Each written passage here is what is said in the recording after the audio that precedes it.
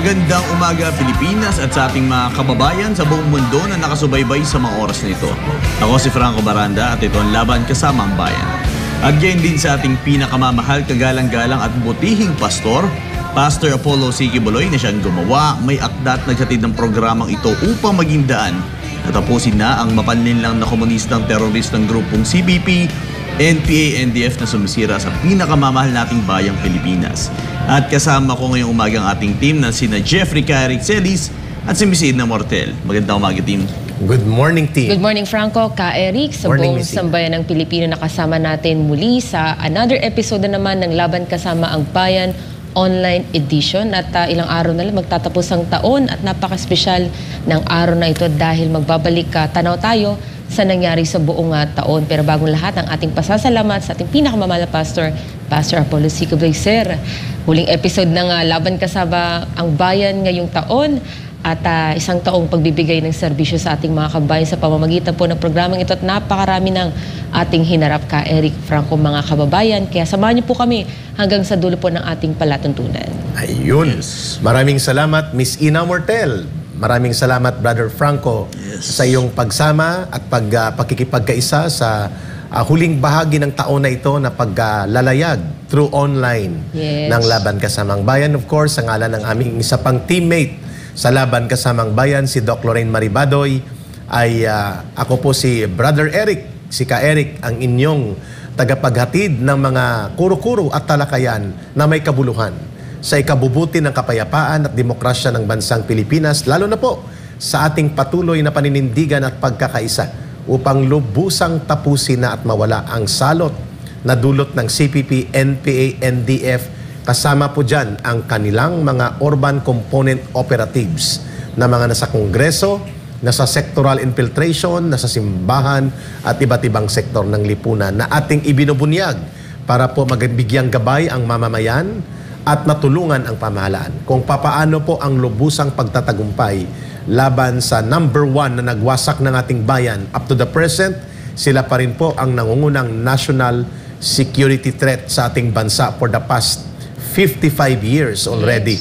Ang CPP, NPA, NDF. Kaya ganoon na lang po ang pagpapalaga namin dito kasama si Pastor Quiboloy, ang lahat po ng bumubuo sa Team Laban Kasama ang Bayan sa SMNI Family. At kahit po tayo'y binubusalan, sinususpende at tinaharas, tinatakot at ginugulpi-digulat ng kung ano-anong mga harassment cases, pati sa mga pananakot na tanggalan ng prangkisa, ipasaradong SMNI, hindi po tayo magpapatinag, hindi tayo nagpakatinag dyan. Sapagkat nandyan po ang puso at diwa ng Laban Kasamang Bayan sa puso at diwa ng sambayan ng Pilipino. Pastor Quiboloy, sir, maraming salamat for your guidance and for the inspiration that you share with us dito sa pagbubuo mo ng napakapambihirang programang nag-iisa lamang sa bansa natin na may ganitong plataforma at direksyon, yung pagkonfronta at pagbubunyag ng mga lahat ng ginagawa ng numero 1 pumapatay, nang-ambush, nanununog, ng bubomba, nagre-recruit at nagwawasak ng ating bayan na lahat halos ay natatakot sa kanila, lalo na sa media industry. At ito lang ang programang binuo at pinangunahan po ninyo, Pastor. Pinapasalamatan po kayo namin bago matapos ang taon na ito. At sambayan ng Pilipino, samahan nyo kami ngayong last day of broadcast or last day of online episode ng Laban Kasamang Bayan for the year 2023. Take it away, Brother Franco, sa pagsisimula ng ating talakayan, Miss Edna. Yes, Eric, parang kailan lang, no? Noong unang mga araw ng Laban Kasamang Bayan, ay talaga naman hindi ganong karaming mga tao nanonood. Oh. Ilan lang din, Eric. It's 2021. Noong 2021. July. Yes. Nasa 150. Yun, pinakamataas mo, 300. 300, di ba? Pero isa sa mga bagay dahil nga sa pagsusumikap, even though gano'n ang viewership, no? Ang gusto ng ating, ang gusto ni Pastor ay talaga naman ipagpatuloy ito kahit anong mangyari. Dinala na tayo sa ganitong punto. At ngayon yung bagong taon, di ba? Ngayon, bago lang matapos ang taon nito, ay talaga namang iba't ibang pasabog ang ginawa sa atin Pero hindi tayo natinag sa kung Yes. ano pa man ang kanilang ginagawa dahil alam naman natin ang ating kinakalaban ay CPP-NP-NDF. At ito'y namayagpag sa mahigit na 55 years na. Yes. 55 taon na ka, Eric, na alam naman natin na lahat ng sektor ng lipunan ay talaga namang infiltrated na dito natin i-highlights maya-maya kung gaano ka-importante at yung magagandang tagumpay natin sa taong 2023 ka, Eric. Yes. Kakaibang taong ito, Yes. Ka Eric. Nakakaiba. Franco, mga kababayan, noong 2022 medyo hot in the sense na dalawang administrasyon kasi, di ba? Tumawid. Transition. Tapos ito, full under the Marcos administration at as a whole, buong bansa natin, grabe yung hinarap. Lalo na sa usapin ng peace and order, lalo dito sa CPP, NP, NDF. At Correct.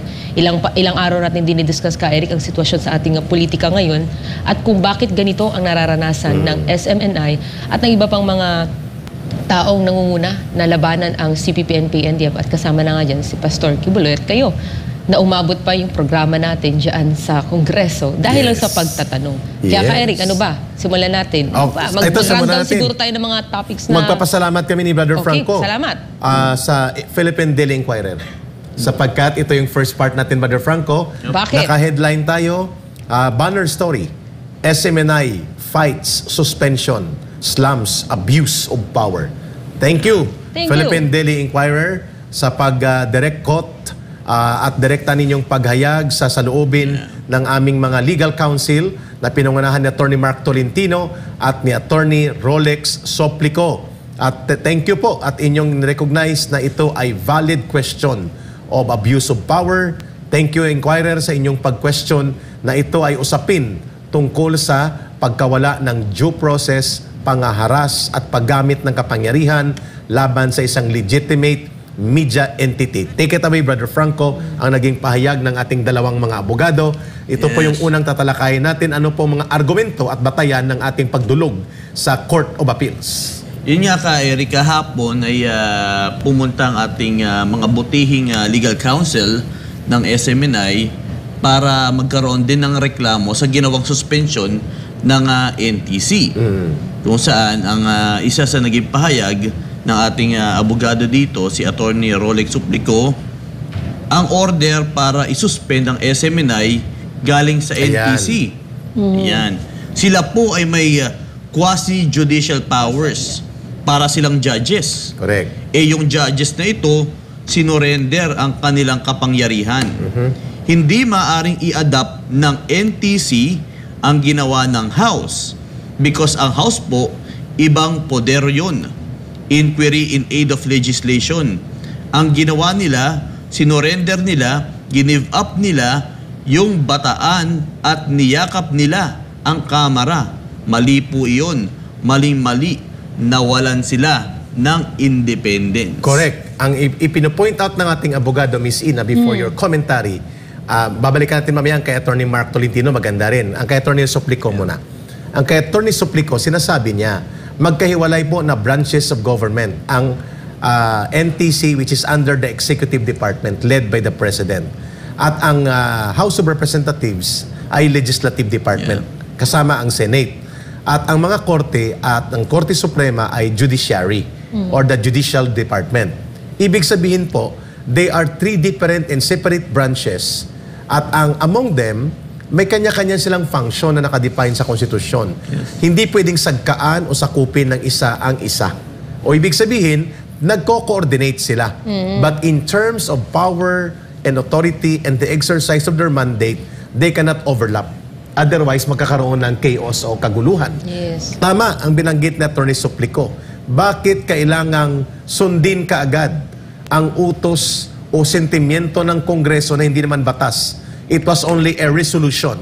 A resolution, Miss Ina, Brother Franco, is only a mere expression of the sentiment of an organization or a body of the department of a government. For that matter, the House of Representatives. Hindi po yun batas. So walang obligasyon ng NTC na magpasakop at magpailalim sa kung anong kagustuhan ng Kongreso o ng lower house patungkol sa kanilang ginagawang inquiry in aid of legislation sana. Wala pa ngang natapos na recommendation o anumang evaluation of the hearing, naghusga sila na mali ang SMNI. Kinatay na nila.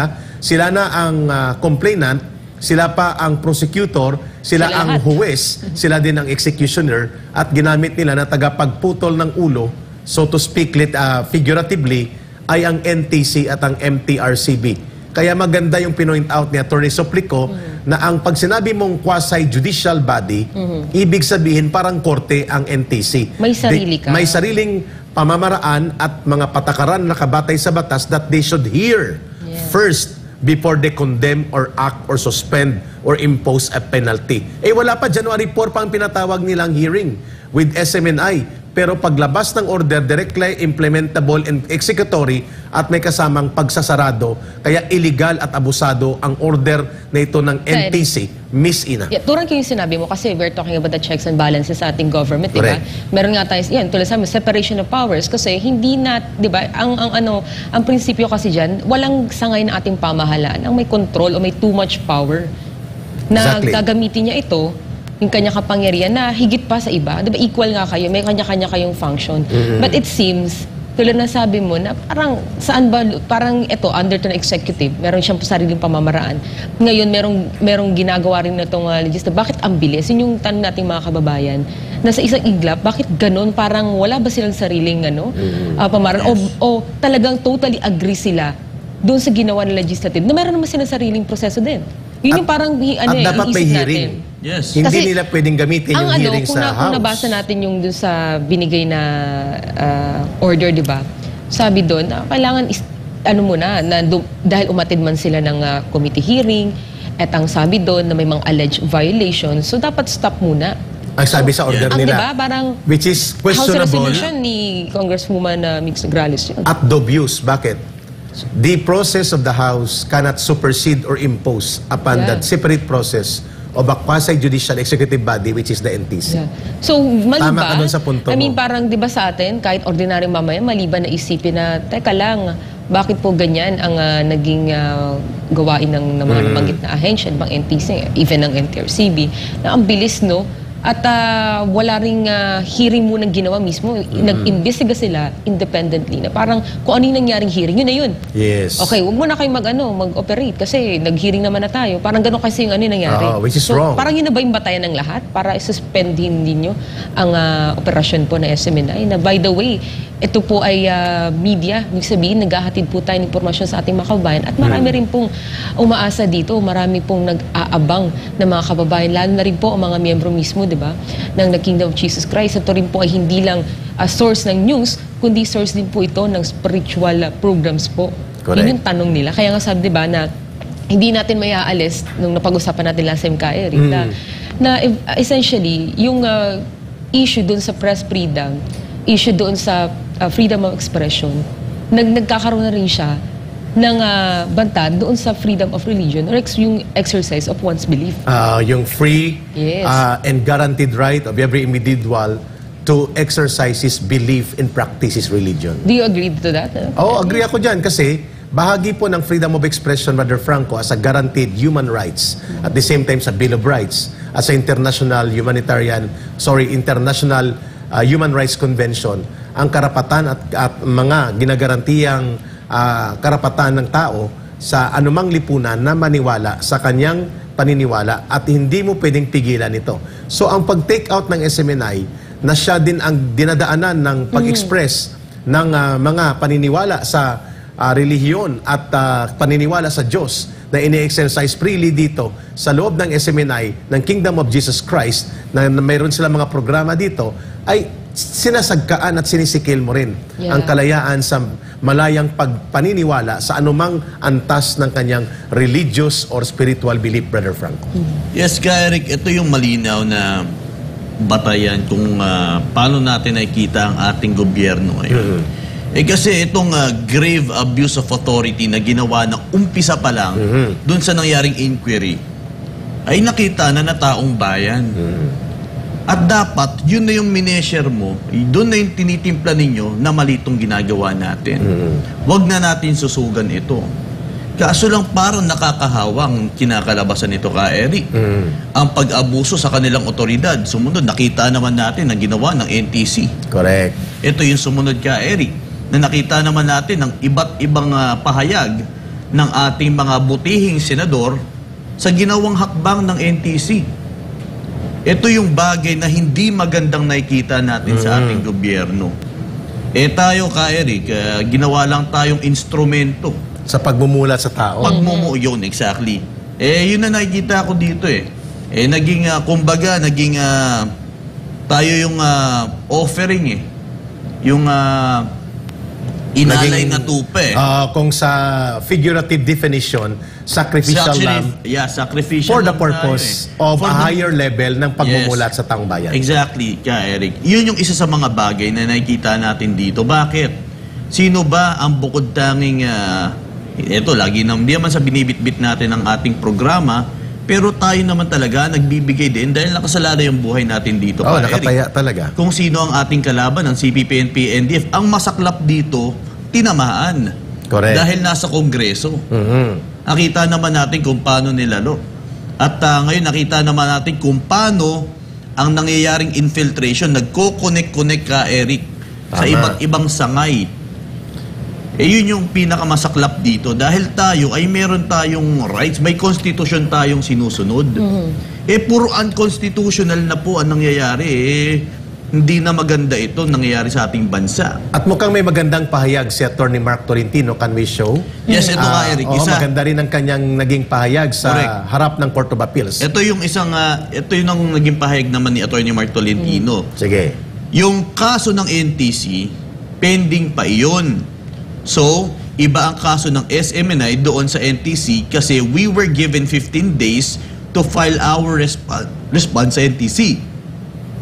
But ang problema nito, binigyan niya kami ng pagkakataon na mag-respond but suspension na. So in this case, that is a grave violation ng ating saligang batas. Correct. Iyong ang tinatawag na grave abuse of discretion amounting to lack of excess of jurisdiction. So wala silang jurisdiction sa ginagawa dito. Inabuso po nila yung kapangyarihan nila. Yun. Don't forget, ang investigation ng House of Representatives is only in aid of legislation.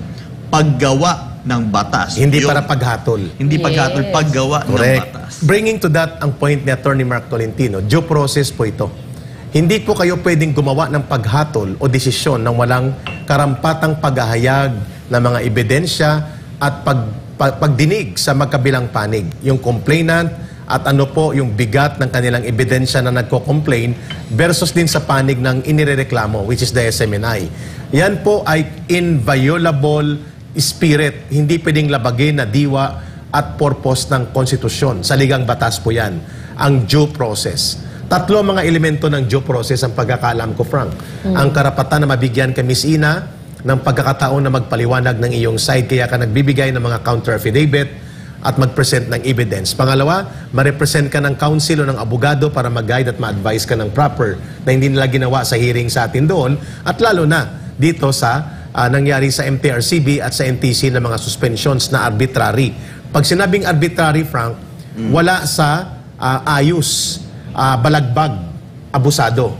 Ang pangatlo po na component ng due process, fair trial.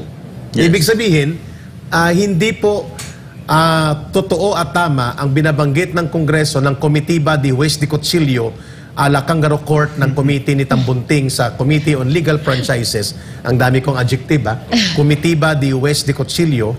Yung Juez de Cuchillo po sa panahon ng World War II, sa lula ko ito nakuha, yung mga Hapon daw na mga mababangis na mga mananakop na sundalong Hapon, kapag hindi nila nakuha yung impormasyon na ituro ang mga gerilya, sinasaksak nila ng samurai. Yung mga pinaghihinalaan nilang sumusuporta sa mga gerilya o mga lumalaban sa Hapon. At yung mga bata daw, may mga kwento pa, hindi natin na-verify, inihagis at sinasalo ng samurai. Kaya tinatawag na Juez de Cuchillo. Parang yung ginawa ng NPA. Ganon din ang NPA. Kaya Kangaroo Court naman sa NPA. Kasi sila din ang taga-reklamo, taga-usig, at taga-hatol at taga-pagpatay, taga-pagpatupad ng pagpatay. So, kangaroo court at West de Cuchillo, yun ang ibig sabihin ng arbitrary. Wala sa hulog. Frank, mahalaga po yung due process. Bakit? Sapagkat ang due process po, ang kanyang espiritu o ang kanyang diwa ay mabigyan ng patas na pagtrato, ng proteksyon ng batas ang bawat isa, lalo na ang isinasakdal o inirereklamo. Saan ka nakakita na mag-set ng hearing? Ang National Telecommunications, January 4. Pero bago ang hearing, ay ipapasarado niya at lalagyan ng kandado at ipapadlock at bubusalan ang lahat ng transmitter, TV and radio network ng SMNI. Pwede ba yon? Hindi po pwede. Yan ang tinatawag na West de Cuchillo. At yan ang binabanggit ni Attorney Mark Tolentino, ang aming legal counsel dito sa SMNI, nang sinabi niya, yan ay lack or excess of jurisdiction. At dahil dyan, illegal ang act o ang desisyon ay nagiging illegal. At dahil dyan, magiging voided yan. So we will not discuss the merits of this kasi may gagawin na hearing. By the way, ang final na kaso ay certiorari. Certiorari means pinapareview mo sa korte kung tama at hindi nag-abuso ang kapangyarihan ng isang sangay ng gobyerno, for that matter, NTC, with prayer for injunction or TRO. Pinapatigil mo. Kasi pagpatuloy ang abusadong order at illegal na pangbubusal at pag-apak sa karapatan sa malayang pamamahayag at pagtanggal ng press freedom sa pamamagitan ng illegal at arbitraryong order ng NTC at pakialamerong order ng MTRCB ay mawawalan po ng respeto sa batas at respeto sa karapatan ng mga taong hinaharas nila gamit ang poder ng gobyerno. Pero Frank, Miss Ina, I would like to ask you also to comment on this. Itong binanggit ni Teddy Casino sa isa sa mga sinabi niya sa kanyang social media at ipinasa sa atin, Brother Franco, I would like to request my colleagues, Miss Ina and Brother Franco, to react. Pinasa ng isang netizen na concern sa atin.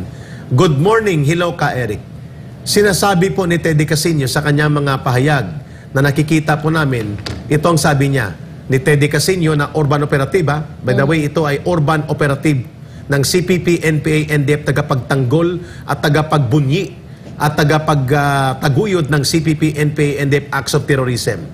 Sabi ni Teddy Casino, mas magiging maayos daw ang Pilipinas kapag tuluyan ng mawala ang SMNI. Ka Eric, nakakatawa siya.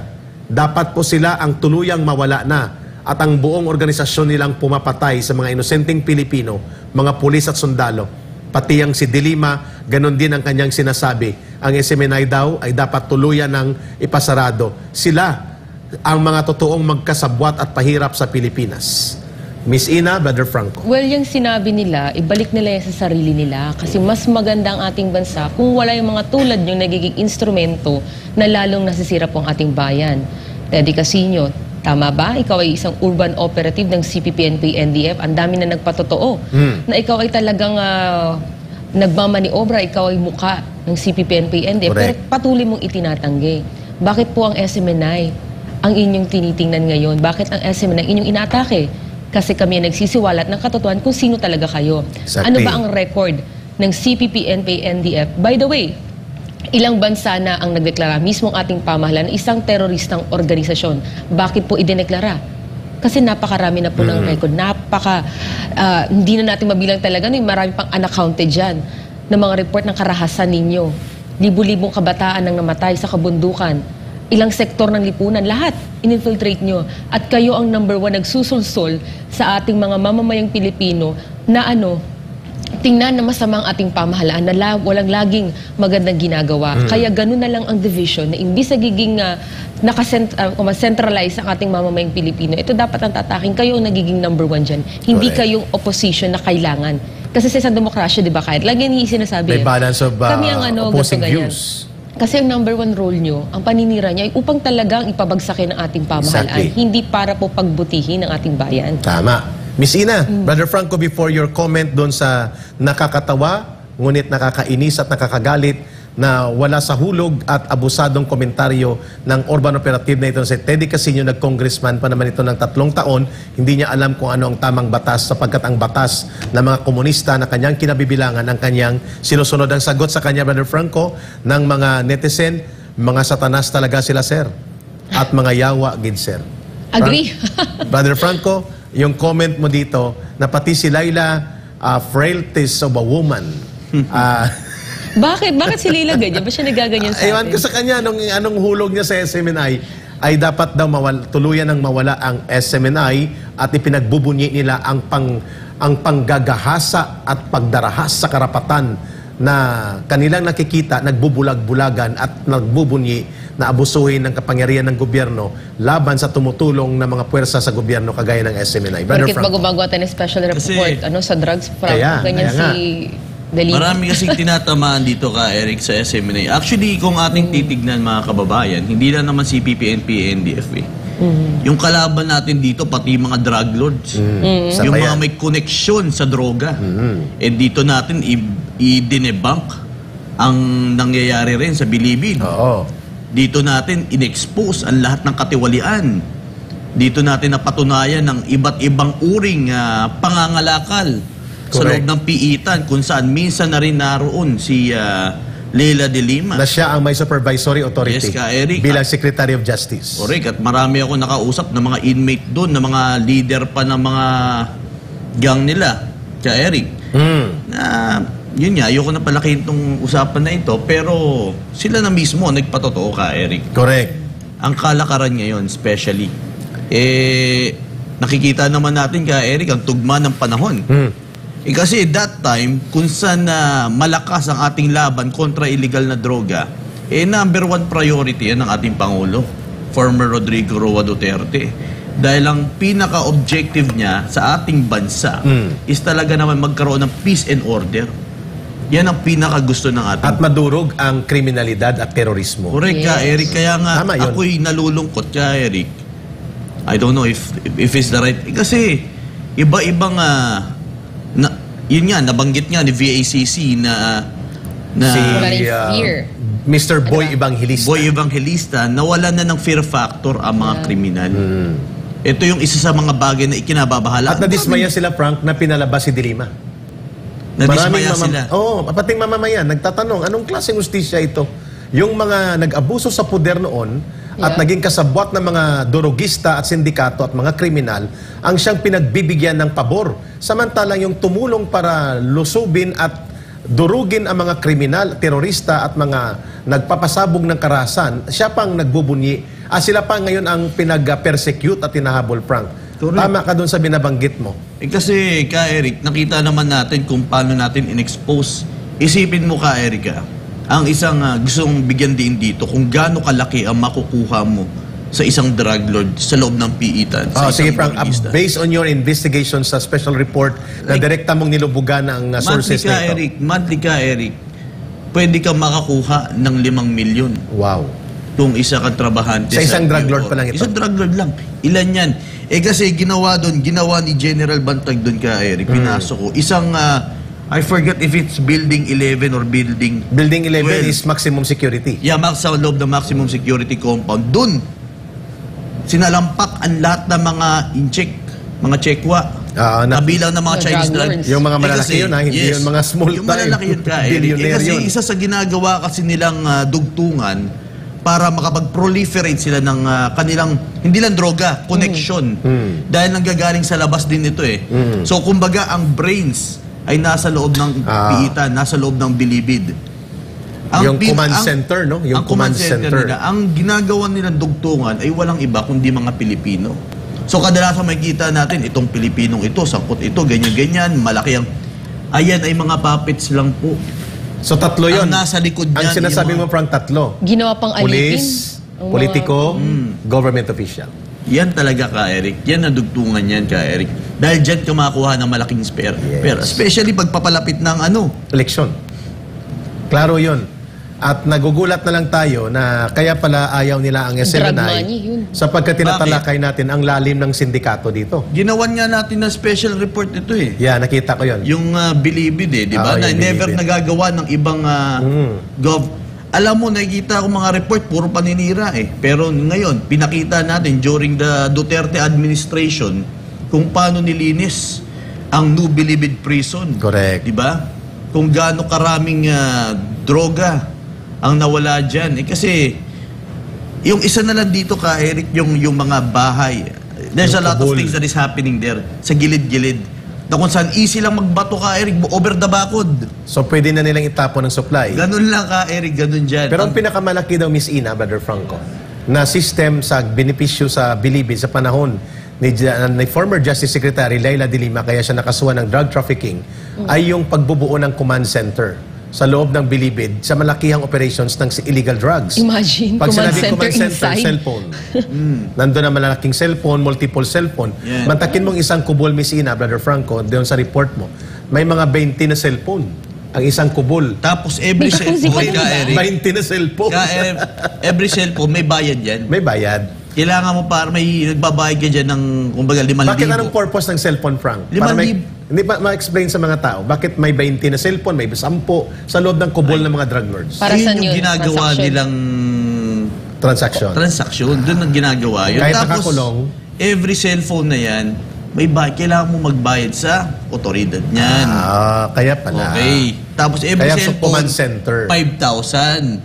So, Naku. pag kukomputin mo sa cellphone mo pa lang, magkano na makukuha So mo mag-20, dito? 100,000 yun. Kaya kung pahihintulutan mo, Frank, per day yan nagamit hindi yan per month, ang 5,000. depende, may per month din ka, Na Eric. 5,000. Depende sa pangangailangan. Titignan rin naman status okay. ng mga inmates eh.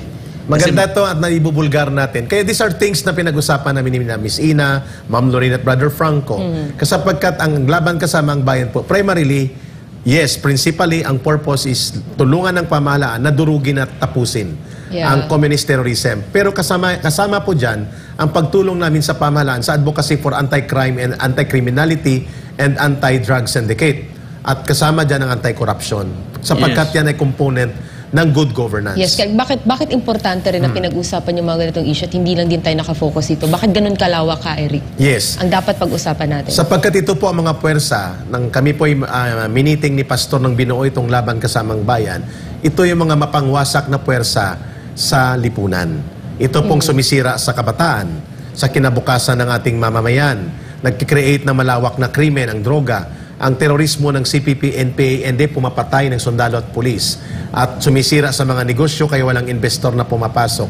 Yung guidance na yan po, sana mapakinggan ito ng Kongreso, yun po ba ay masama? Yung pag-question sa korupsyon, sa mga involvement ng official sa NPA, sa kanilang pagpundo sa mga NPA, pakikipagtulungan sa mga drug lords at criminal syndicate, ang abusado na paggastos ng pundo na dapat ito ay punahin, yun ba ay mali? Yes. Na maging tema at sentro ng misyon sa programang Laban Kasamang Bayan? Ayun. Bakit tayo meron mga special report ni PRR? Hindi naman tayo. Pinapakita talaga natin kung ano yung naitutulong niya sa ating bansa. Kaya mula sa illegal na droga, ako mismo kasama ako sa mga operations ka, Eric, ng PIDEA, ng PIDEG, Ng PNP. ng Philippine National Police. Alam ko nangyayari at alam ko kung gaano karaming drogista.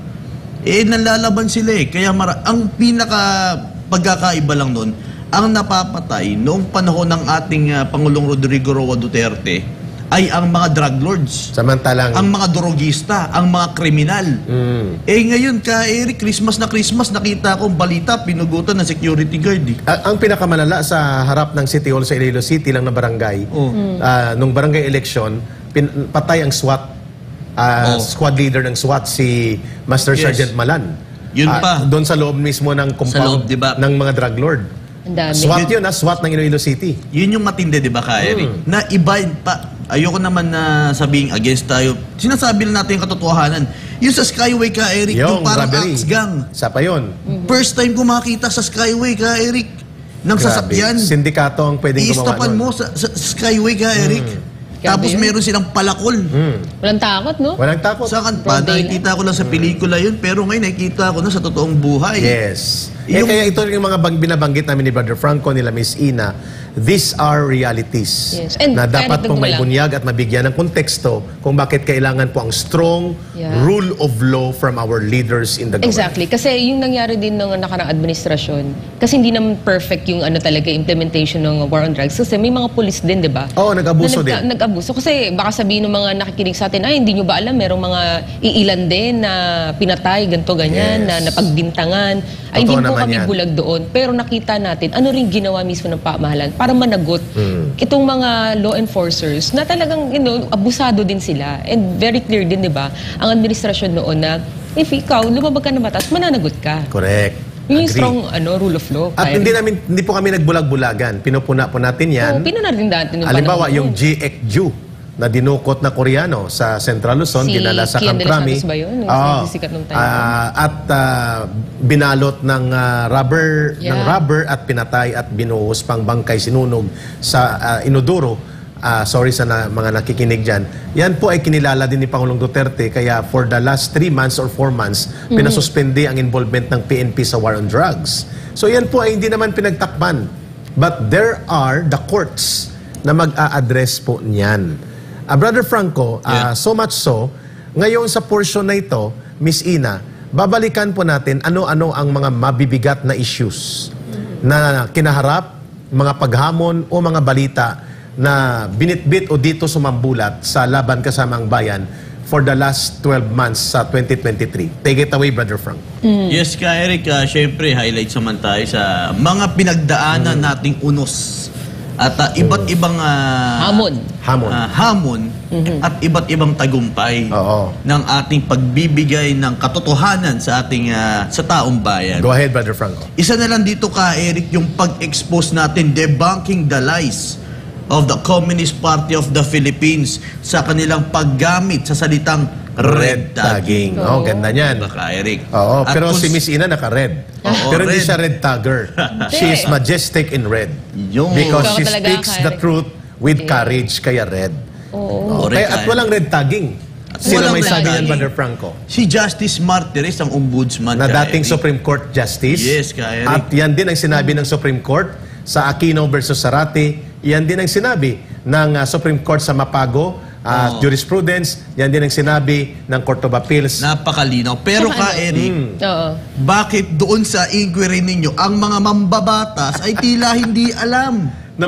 na walang definition ng red tagging sa batas. Oo, Kung hindi, di nila alam na- ito'y inimbento lang ng CPP, NPA, NDF. Miss Ina. Yes. Yung ating sa red time kasi diba, Go. ilang beses ating sinasabi dito na yan ang ginagawang maskara nila at gawing biktima ang kanilang mga sarili. When in Playing fact, victims. sinasabi lang natin na kayo po ay miyembro ng CPP, NPA, NDF at yung iba na may mga pangalan na hindi naman direkta kasi tinitwist tayo minsan pinapaliwanag lang po namin yung connection, 'di ba? Yung nagyayaring paggalaw ng mga komunistang teroristang grupo sa ating pamahalaan sa iba't ibang sektor ng lipunan na hindi man sila direkta na Correct. nakakakuha ng command mismo mula diyan sa organisasyon na yan, pero nagagamit sila yung impluwensya. Yun. Gusto nating imulat yun para kayo mismo aware talaga. Kasi identified na nga sila Tinanong nyo ba mismo sila? Nag-imbestiga rin ba kayo mismo? Baka naman kasi alam nyo rin yung deep inside na yan, bakit kayo tumatahimik? Dahil ba nasa legal sila? Sige, nasa legal, pero bakit meron din naman tayong batas? At saka may underground component May underground sila sa loob ng component. legal. Yun yung laging inuulit natin. Kasi Yun. pag pag-uusapan mo sa legal, legal talaga sila. Pero kung titingnan mo, asan talaga yung kaibuturan ng kanilang Yun. paglilingkod? Naglilingkod ba talaga sa ating bansa? Sumumpa sila, 'di ba, sa ating constitution. Pero bago yan, sumumpa rin sila. Diyan, 'di ba? Ka Eric, bago ka maging miyembro, susumpa ka sa Tatlong Communist beses. Party of the Philippines. Tatlo. So, sumpa ka sa underground mass organization like si Franz Castro. Bago siya naging Communist Party, ay naging miyembro yan ng Kabataang Makabayan yata sa Philippine Normal University. And then nung siya ay sa ACNA, membro ng Kaguma, Katipunan ng Gurong Makabayan. These are part of the NDF, National Yes. Democratic Front, and these are already designated organizations na terrorist And by Eric- the Anti-Terrorism Council. Yung pangalawang panunumpa, Miss Ina, candidate member sa Communist Party. Yung pangatlo, full member sa Communist Party. Di ba? May antas yan. Ibig sabihin, marami ka munang dapat patunayan diyan sa komunistang teroristang grupo para maging full-fledged member ka. At pag naabot man, ibig sabihin, talagang solid ka na inside. Correct. Unless meron talaga nangyari sa yung pagbabago. Tulad mo ka, Eric, di ba? Opo. Talagang niyakap mo din na hindi ang komunistang paniniwala, ang CPP, NPA, NDF, ang magbibigay ng totoong Correct. pag-unlad at kapayapaan sa ating bansa. Pero while you're there, at alam mo na itong mga organisasyon na to ay ginagamit at ikaw tahimik ka at sasabihin mo, ay hindi ako member niyan, ako ay ganto-ganto lang, ay wag niyo po kaming lokohin. Correct. And there are 3 instances na nangyari ngayong taon na proven na tama ang aming posisyon that we are not red tagging but we are exposing them as a matter of security duty namin dito sa paglalahad ng impormasyon. Number one, nilekturan at sumambulat ang katotohanan on the floor during the budget deliberations pertaining to the budget of the Ombudsman. Sinubukang gisa-gisahin ni Arlene Brosas, ni Franz Castro at ni Raul Manuel si Ombudsman Martires. Yeah. Nakalimutan nila na justice ito sa Supreme Court. Sinagot sila, wala namang red tagging sapagkat ang red tagging ay taliwas sa function ng government na mag-identify ng mga tao or grupo na involved sa bilang considered enemies of the state. Ang nire-refer ni Justice Martires yung jurisprudence ng Supreme Court na hindi mali na mag-identify ang pamahalaan at ang kanyang mga support information, support system ng mga totoong kalaban na nagpapabagsak o lumalaban sa gobyerno para pabagsakin ang Estado. May question lang ako ka, Yes, Eric. go ahead. Kasi isa sa mga, excuse me term dito or what, na sinasabi is may karapatan itong mga individual o kami, for example, itong mga kami mag-organisa at magkaroon ng paniniwala sa isang organisasyon at dinideny nila itong mga pagiging komunistang teroristang grupo nila. Kasi before, parang paniniwala mo, posible pa yun eh. Bakit tingin mo ka, Eric, Franco at mga kababayan, hindi na to yung panahon na kung saan sasabihin natin na ordinaryo lang organisasyon yan, na sila ay may sariling political thought, meron silang political na sariling sinusunod at hindi ito ordinaryo lang na organisasyon na ito kami nagsama-sama kasi ito yung paniniwala namin, ito yung magpapaunlad sa ating bahay. Kasi parang dati ganun eh, na sumama ka dito sa amin kasi ito yung tayo isang grupo na naniniwala sa MLM na, di ba? Yung sinasabi nila na they are for reform, for transformation. Oo. At bakit terorista naman talaga, in short, ang kanilang organisasyon? So bakit namin ito inilalantad? Una, hindi po kami naglalantad dito ng walang batayan. Kaya walang red tagging. Ang unang batayan sa paglalantad po ng mga organisasyon at individual na involved sa CPP, NPA, NDF at actually bahagi ng kanilang operational doctrine and operational component ay ang mga direct personal knowledge at direktang karanasan ng mga dating rebelde at mga kadre na nagbalik loob at naglalahad ng kanilang mga tinatawag na testimonials o mga revelations. Karamihan dito may judicial affidavit, Brother Franco. Sinumpaan yan. May record yan sa ating mga government security sector agencies. Number two, vetted and processed information ito ng intelligence and security sector. Hindi siya gawa-gawang kwento. Ibig sabihin dumaan sa intelligence cycle, intelligence research. Third, ito po ay batay sa historical na pag-uugnay nila. Brother Franco, I will cite one example. Hindi ba si Joe Masison mismo ang nagkukumpirma kung ano at sino mga organisasyon ang kanilang kinukumpasan bilang mga bahagi ng tinatawag nilang urban components? Number one, Bagong Alyansang Makabayan. Nasa video yan. Sinasabi ni Joma na nandyan po ang organisasyon ng bayan. Sinasabi niya may 2 million mass base yan. But that was 40 years ago pa, almost. Number two, Alliance of Concerned Teachers. Number three, Kilusang Mayo Uno. Number four, League of Filipino Students. At pati na ang kanilang party group noon sa politika na Partido ng Bayan at pati na po ang kadena, yung equivalent ngayon ng Anak Bayan. Sino po ang unang naglahad ng mga ganitong katotohanan? Hindi ba ang founding chairman ninyo na si Jose Maria Sison at hindi nyo ma-deny?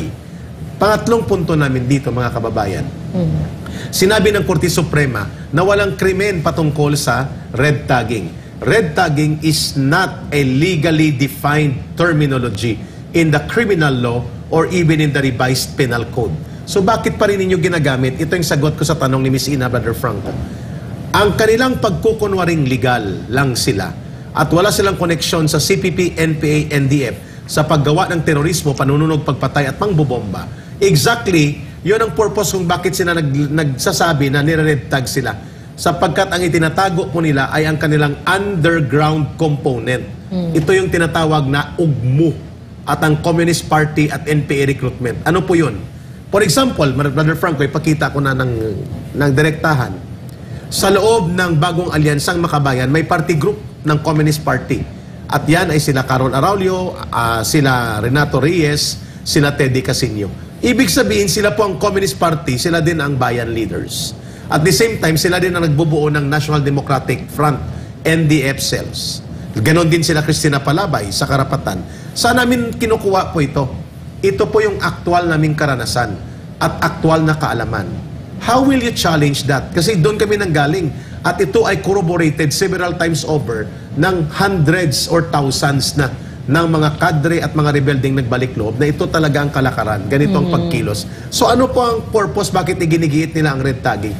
Para itago ang recruitment sa NPA. Yun. Itago ang koneksyon sa Communist Party at lokohin ang taong bayan at ang mga targeted recruitment nila para hindi po sila mabuko at the onset na sila pala ay bahagi at component ng CPP, NPA, NDF para magsagawa ng terorismo at pabagsakin ng gobyerno. So, ano pong proof namin na nagtagumpay kami dyan? Nag-try silang tumakbo sa Court of Appeals, itong 5 na na-designate na mga terrorist individuals sa Anti-Terrorism Council. Sina Sara Dikdikin, Wendell Bulingit, Jennifer Awingan, Steve Towley, at may isa pa, 5 sila lahat.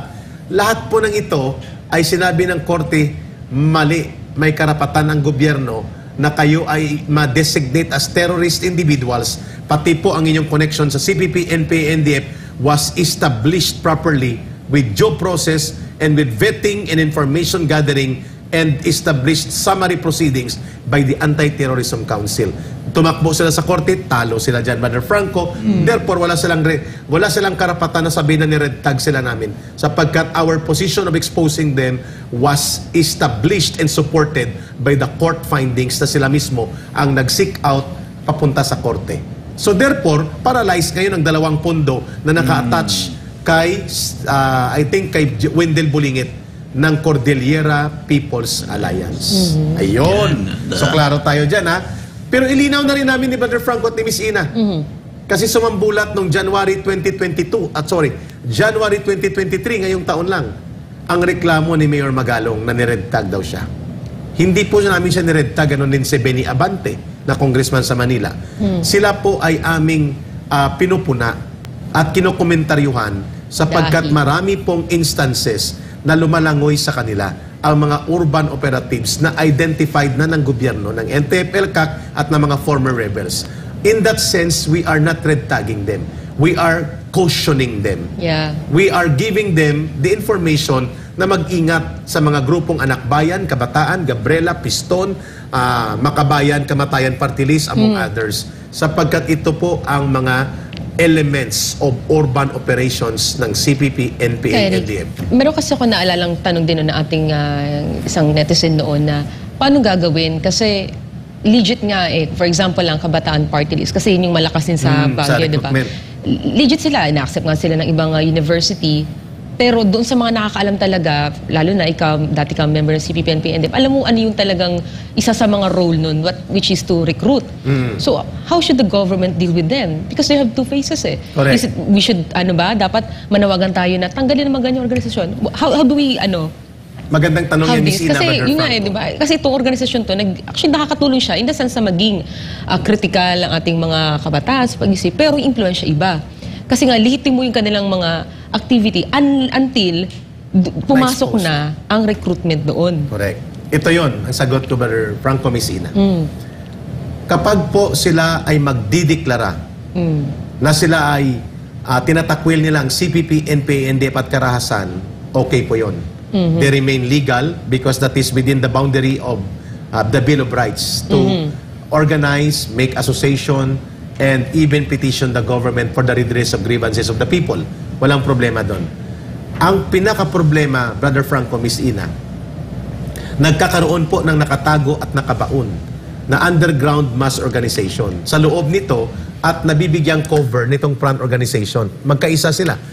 One example, si Raul Manuel ay Kabataan Party congressman.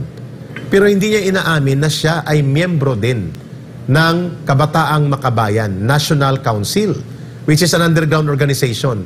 At hindi niya inaamin na miyembro din siya ng Communist Party of the Philippines. Until, Brother Franco, within this year, I think 1 month ago lang, or 2 weeks, 3 weeks ago, in-expose siya nila kay Traka at ng iba pa mga former rebels sa Mindanao that indeed he was getting in and out of NPA camps as an NPA exposure or as CPP exposure coming from the urban areas.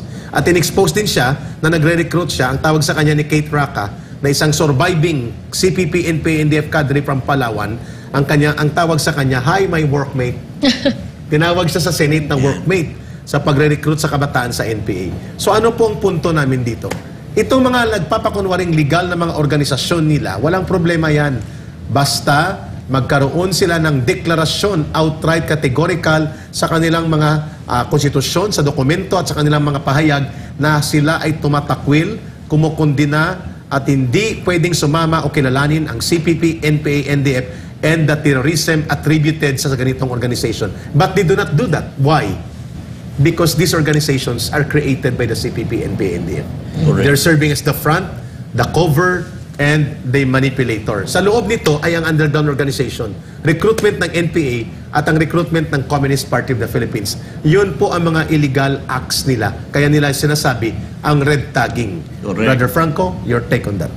At yun nga ka, Eric, nakita natin lumalabas na iba't ibang organisasyon ng CPP, NPA, NDF. Ito yung matindi, di ba ka, Eric? Mula sa kabataan, mula sa mga estudyante. At kung ka, Eric, pwede ba tayong bigay daan, dumako naman tayo sa mga hanay na mga guro. Okay, maganda. Teacher. Ito, dito rin sa taong ito, ay ating binigyan diin, in-expose, isiniwalat ang kabulastugang ginagawa ng ACT Teachers Party List. Trending yan, Brother Franco, news na yan. Trending ito sa pamumuno niyan ni Franz Castro.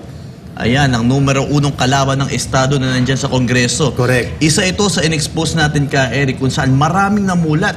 Dito, nag-umpisa, sinusugan, sinuportahan tayo ng ating Vice President patungkol sa ginagawang pangingikil ng ACT Teachers. Ito, kahit ayaw na ng mga guru natin, natanggalan sila ng gaano kalaking porsyento every time.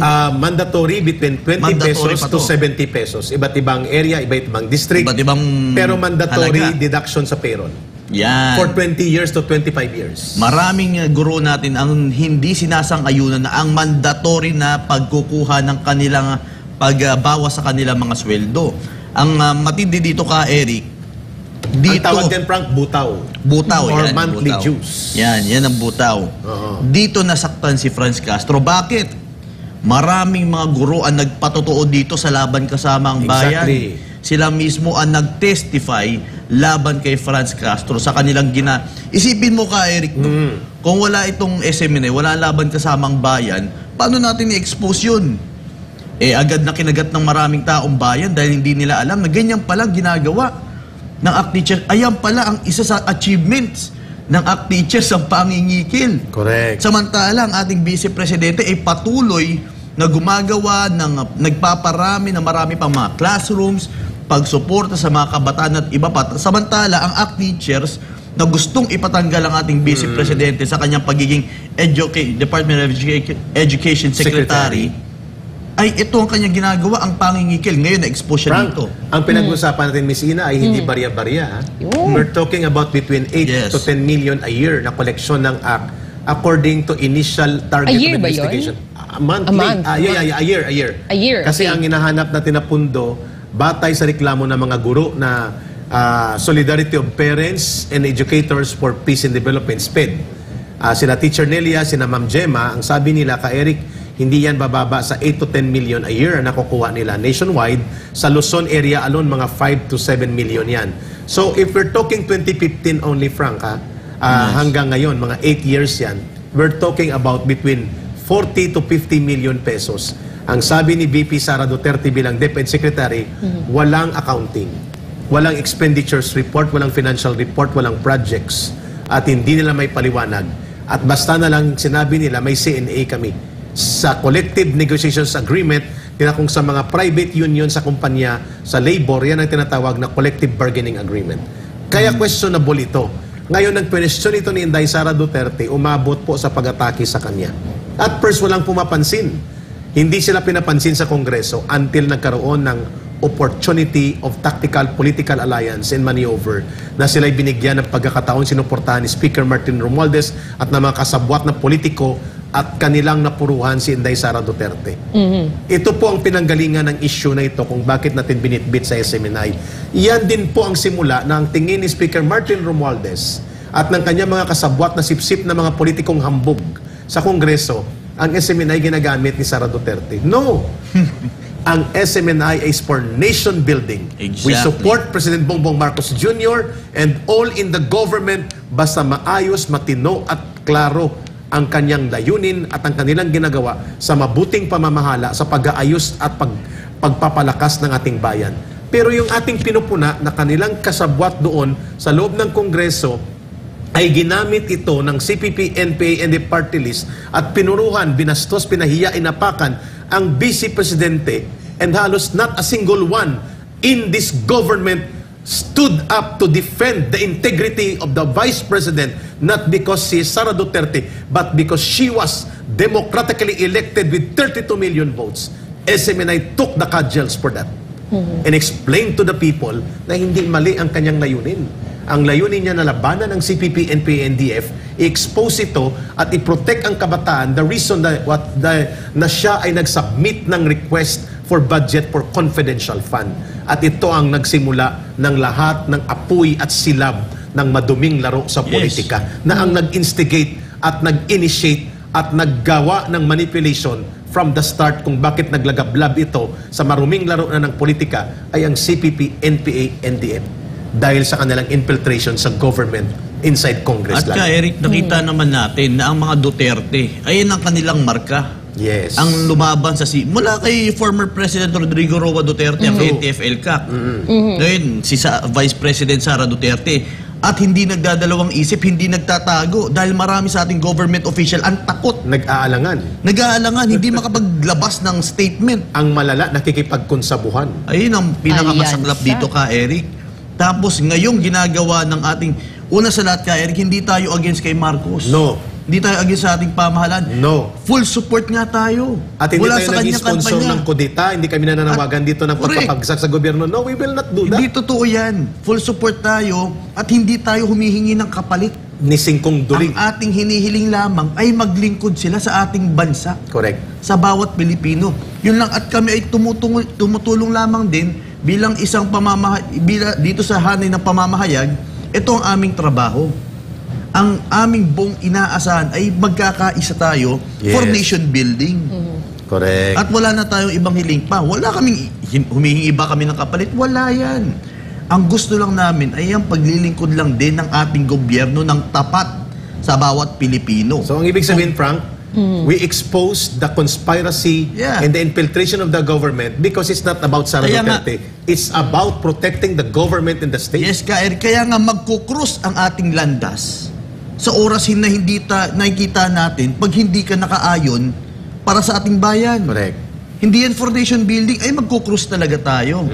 Dahil isa sa aming batayan, ang aming pinangahawakan dito sa SMNI ay ang prinsipyo ng bawat tao. Pag ikaw ay walang prinsipyo dito sa SMNI, anchor ka man o kahit sino ka man, o kahit sino ka man ini-interview namin, ay mawawala ka talaga dito. Yes. Pag wala kang pinanghahawakang prinsipyo, lalo pag na, hindi ka totoo. Kung ang iyong mga ginagawa ay nagpapalakas sa mga kalaban ng gobyerno at tagapagwasak sa ating mga mamamayan, we will not tolerate that. Miss Ina, ang ganda ng punto na iniraise namin ni Brother Franco, yung kahalagahan to expose the government and bureaucracy infiltration. How do you look at that as bilang isang batang mamamahayag din? Well, una, sa ating obserbasyon din sa lahat na nangyari kay Eric Franco, mga kababayan, may ilang official din tayo nating pamahalaan na tila hindi ganap yung kanilang kaalaman talaga pagdating dito sa CPP-NPA, yung kanilang galawan, na minsan nami-misinterpret tayo. Either gano'n na hindi kalalim, o yun nga, sadyan talaga na nakipag-alyansa sila, dalawang bagay lang naman yan. Because of political opportunism. Because of political opportunism. Yun na yung problema ka, Eric. Kapag dumating na yung politika, it gets in the way. Yes. Diba? Kanilang mga self-interest. Kasi hindi naman nila alam yung talagang impact nito. Sabi na, sino ba yung mga yan? Ito lang naman yung constituent ko, ito lang dapat yung gagawin ko. Kaya by the end of the day, diba? Ano ba yung para sa akin dito? Correct. So yun nagiging problema. Ngayon, balik tayo dito sa infiltration na ginagawa ng CPP-NPA. Hindi naman po tayo napapagod dito magsiwalat. Ano yung galaw? Ano yung magiging impact nito? At ano ang mangyayari kapag nagkakaroon ng pagkukulang ating pamahalaan? Meron tayong tinutukoy dito sa recruitment. Meron, sinusulong din natin dito ang good governance. So ito, mga sinasabi natin, ito po ay meron ng mga batayan. Mismo, di ba, sa ilang mga resource person natin, lalo na yung mga lumubog dyan sa CPP, NP, NDF, mga magulang, iba't ibang sektor din ng lipunan ng ating binibigyang boses dito kung ano talaga nangyayari sa ating bansa. And to be fair, misa kasi may mga komento na baka kasi ganito kayo, pro-gan niya kayo, pro-Duterte kayo. Hindi po. Incidental lang talaga na sila kasi yung mga malinaw ang kanilang direksyon pagdating sa usapin nito. Precisely. Ito po yung malapit sa puso ng mga Pilipino. Kaya kung sino man ang nasa ating pamahalaan na ganito ang kanilang mga pahayag, na ganito ang kanilang puso, natural po ay bibigyan natin yan ng mga papuri. At susuportahan natin. Susuportahan po natin yan. On the other hand, kayo po ay nananahimik na dapat kayo po ay nag-iingay, pupunahin din po kayo. Hindi po para kayo ibagsak o anuman. No. Kundi para kayo po mismo ang manguna. Kasi nga ang kapangyarihan nasa sa inyo. Ang inyong katahimikan din po ay isang pahayag. Ibig sabihin, hinahayaan nyo. Diba? Ay hindi po namin, dito sa side namin, hindi po natin nahayaan dahil tayo watchdogs Diba? Misina, na-remember mo kung paano natin bigyan ng pagpapahalaga ang pagsasakripisyo ni Mayor Bullier? Oo, yan. Na nagtataya ng mismo, buhay sa napakalakas na NPA area sa Matuguinao, Samar. Yeah. Mayor Nunong Palomar sa Tapas. Yan. Oo. Eric. Si Vice Governor Tyrone Uy, na lantaran talagang kumukontra sa CPP-NPA. Sila Prosec Chris Gonzales sa ating legal Kaya po sila namin, si Mayor Ganggangan dati sa Sadanga. Di ba? Namayapa na. At yun po yung mga ibig naming sabihin. Even natin mga militar, di ba? Yung ating mga nagsasakripisyo ng mga pulis, mga general, mga sundalo, mga ordinaryong mamamayan na si Mrs. Vilma Absalon na tumindig laban sa pagpatay ng mga sibilyan kasamang anak niya sa Masbate. So, yes, Brother Frank. Yun nga nakita ko lang yung binanggit ni Ina. Yun nga yung mga taong ipinopromote natin for nation building. Yung mga taong nagbubuhis ng kanilang buhay. Kaya makita mo kapansin-pansin na most na interview natin, mga LGUs, mga local government officials, mga kasundaluhan. Dito hindi po malalaswa. Hindi po pa-sex, hindi po kung ano-anong aming ini-interview. Bakit kami pa? O chismis. Ito yung nagmumulat. Pati sa mga kabataan pa lang, mga bata pa lang para imulat sila. Ang totoong pag-ibig sa bayan. Ito yung pinapakita namin sa araw-araw dito sa SMNI. At di ba yung hindi mga kami tumatanggap. Nakalimutan Mga natin. magulang. Mga nanay, mga dato. Yan. Yes, na yun. Mga tribal kapatid natin leaders natutubo. na ang mga pamilya, kapatid, pinsan, tiyuin, pinagpapatay ng NPA like si Dato Rico Maca. Naku, mahigit 10 ng kanyang mga pamilyang pinagpapatay ng NPA, pati siya, tinatarget ng NPA. In-interview natin dyan. Ang survivor ng bogus at illegal na CPP created na Backwit School sa UP Diliman, si Roreline Bayaw. Yung isa lang dito ka, Eric, gusto ko lang din banggitin ka, Eric. Kasi dito nga tayo naging daan para expose. Sino bang mag-expose din sa kanilang mga organisasyon para mangalkal ng pera sa ating mga kababayan? For example, yung mga ginagamit nilang organisasyon, itong CERNET, CDRC. Mga NGO Trabaho sana to of course ng government to expose these organizations that are used to collect funds to Filipino people from abroad. From abroad. At bilyones na sigurong pondo nila kasi nag-ooperate ito na mahigit 20 years na, Brother Franco.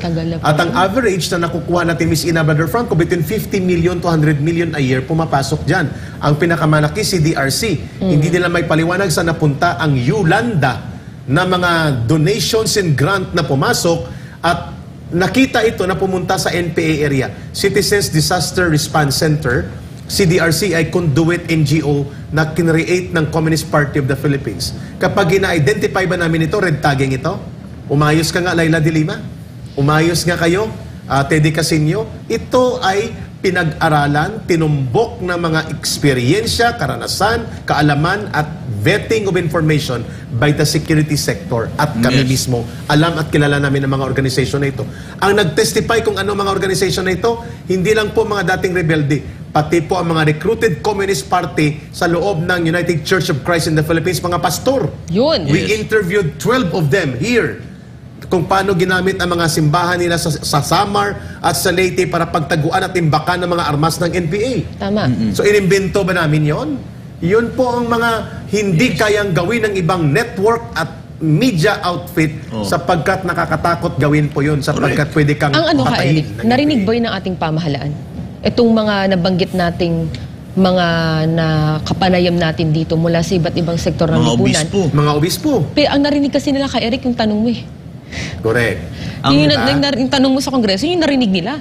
Bakit ganun? Bakit parang bingi sila sa dami ng ating nakapanayam dito magpapatotoo na ang komunisang terorisang grupong CPP-NP-NDF ay dapat na pong tuldukan? Pero in-ignore lang nila.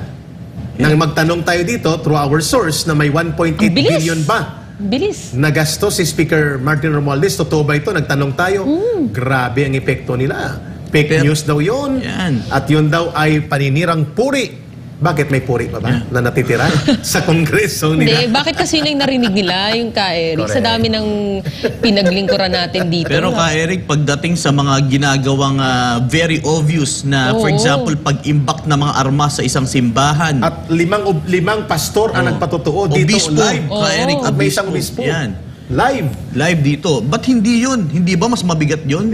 Kumpara sa pagtatanong lang na karapatan naman ng isang Pilipino na magtanong sa isang opisyal. Kaya Eric, may tanong dito. Sige, go. Gusto ko lang, ano masasabi mo dito? Sa tanong ni Morning Star, trabaho daw ng AFP ito. No. Which part? Trabaho yan ng buong mamamayan at ng buong gobyerno. Ayan. Ang AFP po, NPA, yes. Yes. Pero pagdating po dito sa mga sinasabi namin, si DRC, combat about sa combat, yes, sila ng PNP. Pero pagdating sa urban components, trabaho po yan ng civilian agencies of government. And remember, di ba, kasi yung isa sa gusto nating tugunan dito, yung pagiging apathetic. Yung apathy na nangyayari sa atin. Walang pake. Parang gone are the days na ganun yung pakiramdam ng ating mga kababayan na sarili lang nila. Kung baga ba yung normal lang nadaloy ng kanilang buhay. Hayaan mo na sa AFP hayaan mo na, hindi naman direkta nakaka-apekto yan sa akin na hindi nyo po alam na kayo nagiging kabahagi din kung kayo nga po ay nananahimik. Okay, for example lang, kung meron po kayong kaibigan dyan, kaya kakilala na yan ay posibleng ma-recruit, tas hinayaan nyo lang, magiging problema din po yan. Hindi lang po ng pamahalaan, actually buong bayan po, kaya laban kasama ang bayan po talaga. At bakit daw tayo nakikialam dyan? Kahit trabaho daw yan ng AFP at ng gobyerno. Bakit ang SMNI, ang laban kasamang bayan, nakikialam? Ikaw muna, Frank. Bakit tayo nakikialam? Una sa lahat ka, Eric, gusto kong baguhin ang pananaw, yung apathy nga ng mga Pilipino. Ayan ang isa sa nagiging daan kung bakit namamayagpag ang CPP-NP-NDF. Ang kawalan ng pakialam sa nangyayari sa ating bayan. Nagbabago na ito ka, Eric. Hindi na pwede mangyari ito. Kaya marami ng Pilipino ang nagkakaisa. Marami na tumatangkilik sa ating laban against CPP-NP-NDF. Bakit? Concerned sila na mapaayos ang ating bayan. Bakit? Isa sa indikasyon nun, nagkakaroon na sila ng pag-ibig sa ating bansa ka, Eric. Ito yung gusto nating ibigay, ipamulat. Pamangat yung kanilang kamalayan. Kamalayan ka, Eric. Tama. Kasi ang isa sa component para wasakin yung pag-iisip na hindi mo mahalin ang ating bansa at pandirian mo ang ating bansa ay ang mga propagandang inilalabas ng CPP-NP-NDF. Na sa matagal na panahon, Miss Ina, Brother Frank, kung namayagpag, na walang sumasagot, walang nagpapaliwanag, walang nagdidibang until nabuo po ang laban kasamang bayan sa SMNI. Walang nagsasalita ng ganito ka, Eric. Walang SMNI. Ang lahat ng gustong ipalabas, narrative ng CPP-NP-NDF sa lahat ng media outfits, yun ang nasusunod. Sa matagal Kaya na they panahon. have the power to manipulate the minds of every Filipino according to what they want to show to all of them. Kaya tayo nakikialam. They want you to believe that Marcos is corrupt. They want you to believe senior. Yung panahon ng tatay, no? Panahon ng tatay niya and all the lies there. Diktador. Diba? Diktador. Yes, diktador. That's what they want to instill. Tuta ng kano. Yeah. Yun yung kayang-kaya nilang manipulahin ng tao before kasi wala pang media outfit na talaga namang gustong isiwalat at maninindigan dahil buhay nga ang kapalit nito ka, Eric. Tama, agree. At alam natin yan. Miss Ina, your take on that sa nagtatanong doon kay Morningstar, trabaho ng AAP yan. Bakit kayo dyan nakikialam? O bakit, ano yung role nyo dyan? Bakit kayo nakikialam sa paglaban sa CPP? Ito consistent to sa lahat ng ating nakapanayam din na mismo mula po sa Armed Forces of the Philippines, sa ating mga magigiting na sundalo, na ang kanilang hilinga ay talagang palakasin din itong information war na ang gobyerno po, tayong mga mamamayan, ang dapat na mamayagpag na hindi na nalilin lang dahil dito po sa urban area, dito po sa mga syudad, dito po naggagaling ang mga umakyat sa bundok, mahawak ng armas, at siyang nakakalaban ng ating mga sundalo. Yun ang kanilang number one, to keep, diba, sa combat. Pero to prevent that recruitment, lahat po tayo dyan ay dapat nagkakaisa at dapat iisa, diba, ang linya natin pagdating sa usapin ng pagwawakas dito sa CPP, NPA, NDF. Correct. Dahil kung hayaan lang sila, kaya nga sila tumagal ka, Eric, diba? For the longest time, sila din nagsasabi, yung good governance na sinasabi natin, diba? Yung government mismo, dapat nagbibigay siya. Hinahati niya talaga yung serbisyo doon sa mga lugar kung saan nung unang panahon ay talaga na mayagpag ang mga komunistang teroristang grupong NPA. So sana po mawala na po sa ating isipan na dapat AFP lang dahil kung ganyan po ang magiging pag-iisip nyo, ay marami pa rin pong marirecruit. Exactly, yun ang Tigilan gusto na po mangyari natin nila yan. ng CPP, NPA, NDF, Miss Ina. Kaya bago dumating ang National Task Force to End Local Communist Armed Conflict, AFP at PNP lang ang umaharap. Diba sa sila CPP. na nga lahat eh, pati pagtatayo ng building, ng kalsada, ng pagtuturo, at ang kawalan ng participation ng local government. Pero nang dumating ang NTF-ELCAC, ang kanyang mission program ay 3. Whole of Nation, ibig sabihin buong bayan, buong taong bayan, buong sektor tumulong, pati mga pribado na mga mamamayan kasama sa pamahalaan. Number 2, whole of government approach. Whole of nation and whole of government. Ibig sabihin lahat ng sangay ng agencies. Kung saan may affectation at kung saan may problema na dapat pagtulungan upang mawala ang salot o impluensya o infiltration ng CPP, NPA, NDF sa kalunsuran man o sa kanayunan, ay dapat tulong-tulong ang buong sangay ng pamahalaan. At ang pangatlo, good governance. Services, anti-corruption, at social justice, at mabuting pamamahala. Sa loob ng 4 na taon at kalahati na pinatupad po yung NTF-ELCAC, which is whole of nation, whole of government approach, at ang good governance. Saan po doon ang role ng SMNI, Brother Franco? Doon tayo sa whole of nation approach. Yes. Morning Star at sa lahat ng mga nakikinig sa amin, hindi po pwedeng solo or exclusive sa pamahalaan ng paglaban sa communist insurgency terrorism, sapagkat ang taong bayan po ang kanilang niloloko at minamanipula sa matagal na panahon. Taong bayan din po ang titindig laban sa kanila, kasama ang puwersa at giya o gabay ng pamahalaan. Yes, Gary, kaya nga sabi dito ng isang na taga-subaybay natin, si Calvin Season Ramirez. Support laban kasama ang Bayan Party List for 2025. Naku, kung nandyan talaga, naku, araw-araw talaga, bangayan, naging CBP-NPA. Tanggal talaga sa kongreso yan kung meron yan. Correct. Kahit hindi pa kami sa ipanaw sambayanan, o hindi pa si Ka Eric, mga ngampanya po tayo na hindi na makakabalik. Ang mga salot na party list ng CPP, NPA, NDF, and that is one, or that is part of our wish list for the coming year. Please, ang anti-terrorism law dapat meron ng managot sa lahat po ng karahasan na dinulot ng CPP, NPA, NDF. Yes. Also, Ka Eric, gusto ko lang ipahatid sa ating mga taga-subaybay na January 5, Ka Eric. Kasi kapansin-pansin po mga kababayan na hindi tayo makapag-flash ng video ni Franz Castro, yung ginawa niyang krimen sa Talaingod. Diba? Hindi po natin may flash. Para siyang basang sisiw doon. Marami po tayong mga footages. Pag back to normal na tayo. Kasi ngayon, alam niyo naman kasi po na... Kasi ang pakialam merong MTRCB, January 5 pa daw matatapos. Pero yung mga mahalay at kabastusan sa telebisyon, hindi nila makontrol. Ang SMNI na nagsisiwala at laban sa mga kalaban ng gobyerno, ito yung binubusala nila. Umayos-ayos ka nga, MTRCB Chairperson Lala Soto. At sana makinig ka naman sa tatay mo na hindi po sakop ng inyong kapangyarihan ang pagbubusal sa public commentary and opinion programs kagaya po ng Laban Kasama ang Bayan at Gikan sa Masa. At kung may agrabyadong mga partido, let them go to court and file cases. Do not use your power to intervene in matters that pertain to free expression. Hindi kaya na-pressure lang din ng MTRCB? Most likely. Kasi doon siya nanumpa kay Speaker Martin Romualdez. Doon pala nanumpa? Pero si Marcos ang nag-appoint sa kanya. Hindi natin so hindi ko alam kung ang presidente ay dalawa. Si Bongbong Marcos o si Martin Romualdez. Naku, kung ganyan, magulo talaga ang bansa. Magulo.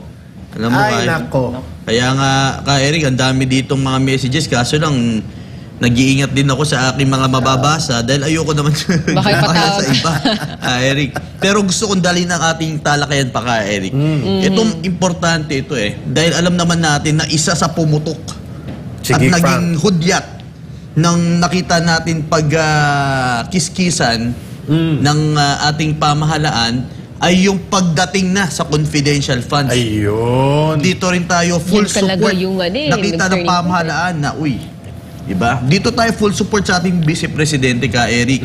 At alam natin kung dito rin natin pinahalagahan kung gaano ka-importante ang confidential funds, kung saan sila ang ating mga buting PMAers ang nagpatotoo rin. Former National Security Advisor Hermohen and Jun. former Chief of Staff of the Yes. Armed Forces, Secretary Esperon. Esperon. Yes. Si former NICA Director General Alex Paul Monteagudo ng NICA. At iba pa na nagpaliwanag dito, even si General Antonio Parlade, na interview Yes. din natin, ang sinabi nila, confidential funds and security funds and intelligence funds. Kasi ang intelligence funds sa security sector agency, PNP, AFP, etc. Ang confidential and security funds sa civilian agencies of government na mayroong function ng pag-confront sa mga threats to national security and even threats from terrorism. Like Department of Education na rampant ang recruitment nila Raul Manuel at Arlene Brosas at Franz Castro at ng CPP, NPA, NDF. Kailangan mayroon talaga yung confidential fund. Ang DICT na may hinaharap na threat on cyber terrorism, ang Department of Agriculture sa smuggling at infiltration din ng CPP. DICT, di ba? Yes, Interview din Department of Health na may infiltration sa mga hospitals nila. All of this, dapat naintindihan ito ng ating pamahalaan, lalo ng Kongreso, but because blinded sila ng kanilang interes na gamitin bilang attack dogs ang CPP, NPA, NDF alliance nila para birahin ang mga perceived political enemies ni Martin Romualdez na pagtakpan ang kanilang isipan.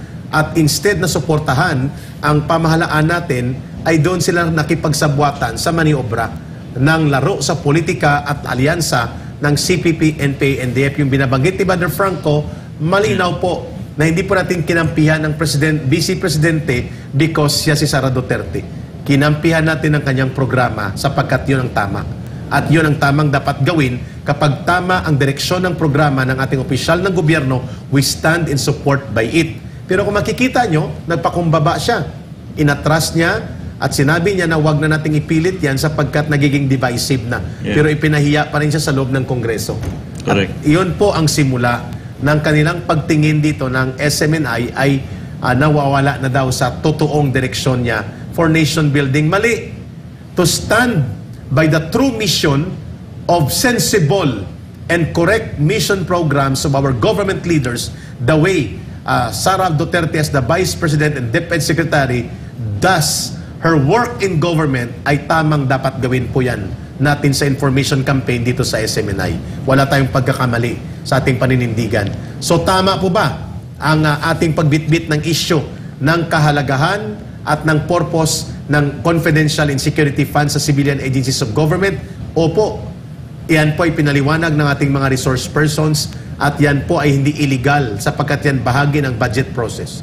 Subalit dahil sa political dirty maneuvers ng CPP, NPA, NDF, nagamit po yan na issue para sirain ang programs ng ating Vice Presidente at the same time bilang DepEd Secretary Brother Frank. Yes, kaya nga dito binigyan din, di ba? Ito yung bagay kung gaano kahalaga yung foreknowledge na kinakailangan ng ating gobyerno laban sa lahat ng threat, internal o external man. Pero ito kasi ang number one na gagamitin natin dito laban sa CPP, NPA, NDF. Kaya naman nakita mo ka, Eric, kung sino ang nanguna para talagang ipatigil at putulan at hindi mabigyan ng confidential funds ang ating Vice Presidente. Exactly. Bakit? Nakatuon sa kanila yun eh. Sila ang primary target ng confidential funds na yun. Ang kanilang recruitment, ang kanilang infiltration, ang kanilang connection sa NPA, yun ang gustong sawatain ng confidential funds na yun. Correct ka, Eric. At nakita naman natin na ang track record ng ating Vice President Sara Duterte ay talaga namang hindi kahanga-hanga. Frank, may magandang ano dito. Yes, gusto magbati daw, ang nagagandaan sila ng talakayan natin on how we expose things about infiltration. Sabi nila, Ka-Eric, 3 area kami ngayon live nagsusuporta sa inyo. Ang grupo ng Scout Frog. Wow. We are watching you now. Nandito kami sa Cebu area, Negros at Iloilo. Wow! And Scout Prague Intel units are with you. Scout Prague means a Special Counter Operations Unit to fight rebellious and terrorist organizations against government. Correct. Mga service sector ito ng security forces natin, lalo na sa Armed Forces of the Philippines. Sabi nila, we stand in support all the program of SMNI. At ang kausa ninyo dyan ni Brother Franco, Miss Ina, Doc Badoy at kayo. This is your group from Scout Frag and we are ready to take actions if necessary with the Filipino people. Nag-aantay kami. Huwag naman. Ano po yung Nag-aantay ibig tayo ng sabihin? desisyon ng mamamayan Yan. para sa tama at demokratikong proseso. Pero Thank correct you, itong binabanggit ninyo that you are watching things while you are still part of the security and intelligence sector ng pamahalaan against terrorist and anti-government forces. Saludo, Scout Frag. Yan. At Thank ibang you. laban na ito ka, Eric. We're talking about millions ng Pilipino ang mulat. Milyon. Kaya we really have to be careful of the things that we are doing, especially dyan sa government. At ito ka, Eric, di ba? Yung confidential funds, magkano na? 125 million? Sa, sa Office of the Vice President. Yes. Yeah. Sa Then OVP. 500 million sa DepEd. And now, we have seen, di ba, ang natirang 2 pondo. billion Nakita naman natin. na travel nila, iniliwaliw at binaldas lang papuntang Dubai, Japan, Korea. Yun yung... tapos gano'n po Pahingi kahalaga ang ng resibo. confidential funds. Nakakahiya, no? Di ba? Kaya yun yung binibigyan din natin. At saka titignan na, hindi niya na kailangan like anong hinihiling nila, asaan na ang ginastos ng Vice Presidente for 10, 11 days, Nako. 15 days. Naku po. Hindi, paulit-ulit na lang po, especially si Senator Risa Hontiveros, iba-ibang kanyang mga inilalabas. After kay Sara, meron pang iba. Si Senator Billboard. Si Senator Billboard, Oo. Ganun pa siya, pinatanggal atin. niya yung kanyang mga billboard. At gusto niyang usisain ang Kingdom of Jesus Christ. Magpa-member ka nga, Senator Hontiveros, magpabaptize ka muna sa Hindi, Kingdom dapat of to Jesus be Christ. fair, pakinggan niya yung mga ibang miyembro, lalo na mula sa pastoral Yan. department. So, Eh, po nabigay sila ng mga kasama nagkakusa niya. na siya. Correct. Wala Lalo pang na yung kapatid investigation, nung witness. pinatulan na niya si Pastor Kibuloy. Pero ngayon naglabas tayo ng maraming yung balita natin na Oo. nagpapatotoo. Na sino ba naman yung isang nakita Pakinggan ko nga niyo yung yun. vlog niya ka, Eric. Itsura pala ng babaeng ito talaga naman Talagang parang may Oo. nag-ooperate sa likod niya, no? 60, ewan ko kung nasa Parang 60 may years old na pero nagpapagalaw, no? napakalaswag May- ng itsura. oo. At itong nakakabahala sa senadura na to, ginagamit niya ang kapangyarihan niya sa Senado para maghabol sa mga pribadong individual, pero tahimik siya sa panununog, pagpatay, pangbobomba at pagpaslang sa mga Women's sundalo right, at ano pulis bang ginagawa ng NPA. CPP? Kaya nga, Kababaihan. hindi naman siya Communist Party, Oh. pero parang lover siya ng NPA. Para lang. Parang. Oh, pero Yun yan, ha? bakit galit ka kay Pastor Kibuloy? At parang hinahatulan mo na siya, kala mo mauulit yung gimmick mo kay Senyor Aguila at gagamitin mo para Di ba atakihin sabi ang nila, pagkatao ni Pastor Kibuloy at ang Kingdom of Jesus Christ? Oo. Naku, Kaya rin naalala ko kasi ba no sa hearing, dapat sinasabi na bago tayo maglabas dito, talagang nagtatanong, iniimbestigahan muna. Sila Kumbaga, si yung due Amputing. process. Yung due process. Paano ano ba yung term doon? Yung due diligence. due diligence. Ginawa ba yan ni, Ni ginawa niyo Tamputing po ba yan? Hindi, ni Senator Ontiveros na Ni Ontiveros. bago niya tinagap itong witness na to, ay inimbestigahan niyo na po ahead. Nagtanong na rin po ba kayo? Kasi malaki-laking ano po yan ha, ang kasiraan po yung ginagawa sa persona po ng aming buting pastor Hinatulan at niya ng na Kingdom si of Jesus Pastor. Christ. Buong Kingdom. Diba? Baka ilang witness lang ba yan compared sa milyong-milyong pong miyembro? Kaya Eric, sa intelligence, nandyan ka. Gaano kadali ba na magbigay ka sa isang tao na gamitin mo? Ng pera? Oo. Gamitin mo, Oo. instrument. Gaano kadali? Basta may price at may motivation, lalo na kung pera ang hinahabol. Like itong dating broadcaster dito na 15 years na binuhay ng SMNI at nila Pastor Kibuloy at ngayon ay nagiging bulaang saksi. No? Ang gamit nila naman, ang kapital nila naman yata, boses lang, wala namang laman yata ang komentaryo nito. At ngayon, dito siya nanggaling sa SMNI, nagtapo ng mikropono.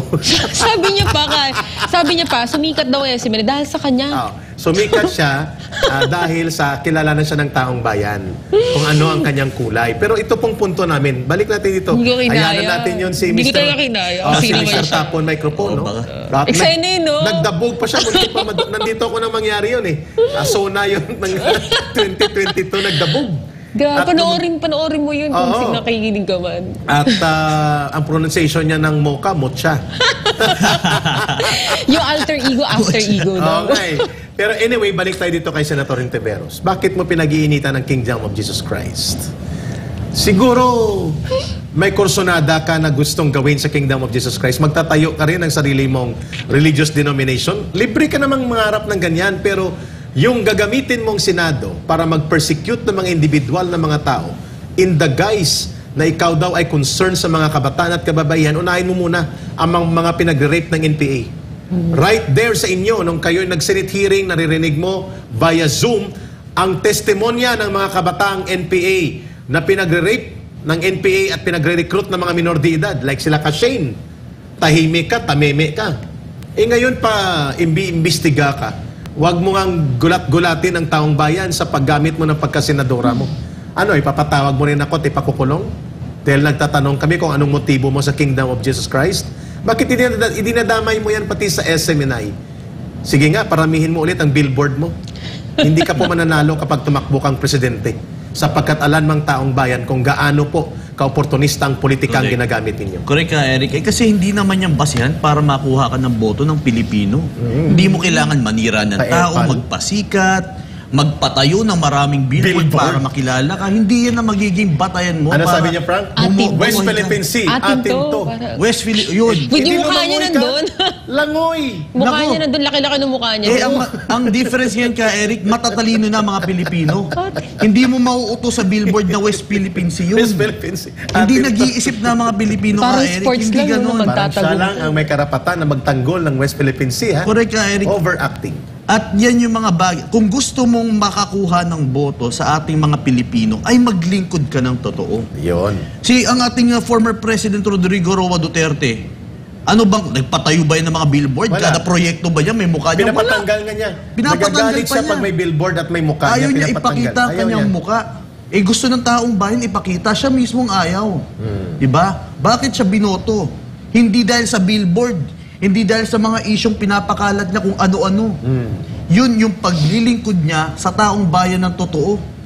At hindi natin may pagkakaila yun. Miss Ina, Brother Franco, no, bago natin iwan ito, mga 1 minute rejoinder, awang-awa ka, Senator Ontiveros, sa mga namatay na mga drug operatives, ng mga drug lords. Pero hindi ka naaawa sa mga pinagre-rape ng NPA. Pinagpapatay na sibilyan, never a single statement coming from you sa pagmasaker sa mga sibilyan, pagpatay kay Kate Absalon, tahimik ka. Never ka nagsalita din sa mga batang pinagre-recruit at namamatay na nire-recruit ng Gabriela, ng Kabataan, ng Anak Bayan at iba pang organisasyon ng CPP. Bakit? Takot ka sa kanila? Takot ka na mamarkahan ka na anti-communist? Anong masama kung maging anti-communist ka kaysa maging hilaw na komunista? Nagpupustura kayo na parang kapareho lang ang inyong advocacy, huhusgahan at hahatulan kayo ng taong bayan. Yes. Itigil mo yan.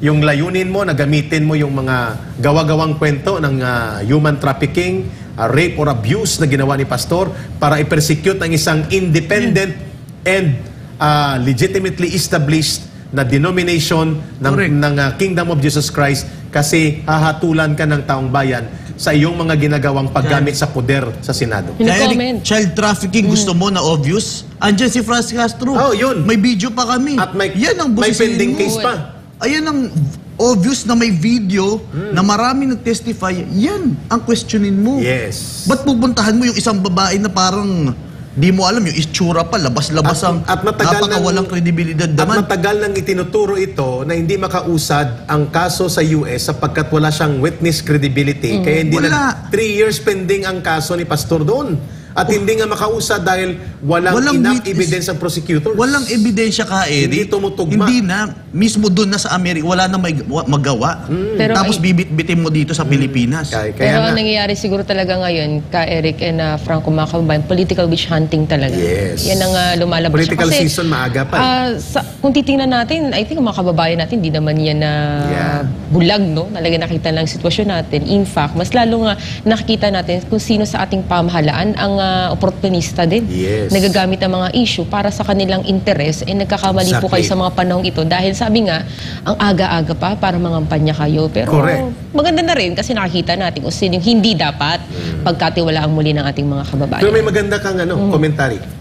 Hindi ko alam kung maganda to, Kari, kasi puro to pang against kay Senator Hontiveros. Ano mo lang, i-edit mo lang kung medyo malakas. Oo, sabi lang dito, kung ganyan mo kamalang West Philippine Sea, mag-jet ski ka nga. Pwede. Mga ganon. Tapos sabi, tigilan nyo ng smart magic kasi baka manalo. Yan. Bakit pa yan nanalo? Lagi na lang against sa gobyerno and yet nananalo. Baka na smartmatic yan. Huwag kayong yan. Yes. Wala nakikitang tama yan, Frank, sa pamahalaan. Correct. Sabi nga ni Relin Joy, Juan, sabi ni Atty. Topacio, Hontiveros, magsampa ka ng kaso. Yun. Kagaya Hindi din sa yung amin. puro issue ka. Alimbawa, si Romualdez, si Martin Romualdez, kung agrabyado siya sa pagtatanong namin, hindi niya dapat ginamit ang House of Representatives at ang kanyang mga sipsip at tambog na politikong abusado.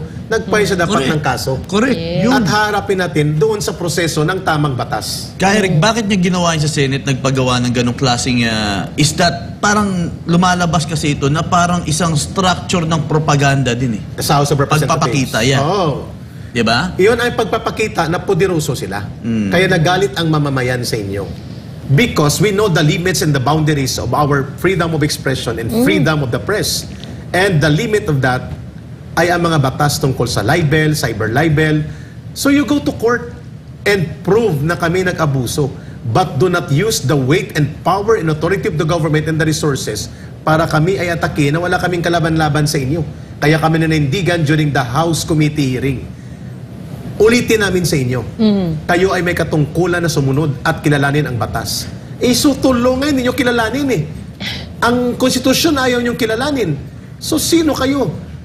Your committee and your position, even if you are the highest and the most well-paid government official, including the president, no one in government can be above the law. Yes, Kyrie. Naalala ko lang, kasi lagi nila rin hina-highlights na ang pagbibigay ng prangkisa, isang pribilehiyo yan na ibinibigay ng Estado. At kumbaga ba, pinaparinig nila talagang pwedeng bawian anytime. Kasi kayo bilang mga representante, bilang kintawan ng mamamayan, dapat titingnan yung kabuuan, di ba? Ano yung magiging impact niyan. Pero it seems na parang nagiging personal ito dahil hindi naging agree o hindi na kinaganda, bagkus ay nagtanong at ngayon napaisip ang mga mamamayan, gusto niyo na agad busalan. Correct. Sa isang tanong na yun, ay ganun na agad, prangkisa na agad, ipapasara na. Kaya, di ba, it's really an issue of press Correct. freedom Agree. and freedom of expression. And there was no due process there. Sapagkat pati ang inyong poder ay in-extend nyo na i-pressure ang NTC at MTRCB at nagpa-pressure naman sila. Kaya ito na ang dinulog Ang sa bilis korte. Christmas season pa. At tinaiming nila na nakabreak ang mga korte, walang hearing, at nakabreak din pati maraming abogado. Mabuti na lang at nakabalik even break time, vacation time, si Atty. Tolentino at si Atty. Rolex Suplico. Frank, may naiwan tayong mga kulang-kulang 10 minutes. Ang ating mga wish list sa ating huling episode at ang ating pasasalamat for the year before the year ends. Go, Frank. Ikaw muna, Frank. Yes, syempre, ang hiling din naman natin, di ba? Na andyan na yung taong bayan. Actually, may mga messages. Gusto ko lang... Sige, bigyan natin daan. Kasi meron din nagme-message sa atin ka, Eric. Tumabas lang ako sa aking chat box. Yung pagsuporta mula sa iba't ibang munisipalidad ka, Eric. Ito, watching from Municipality of Sigaboy. Yon, go lang ng Go, SMNI, LCAB. We support you all the way. Maraming salamat po kay... DFT Raganas. Ito naman kay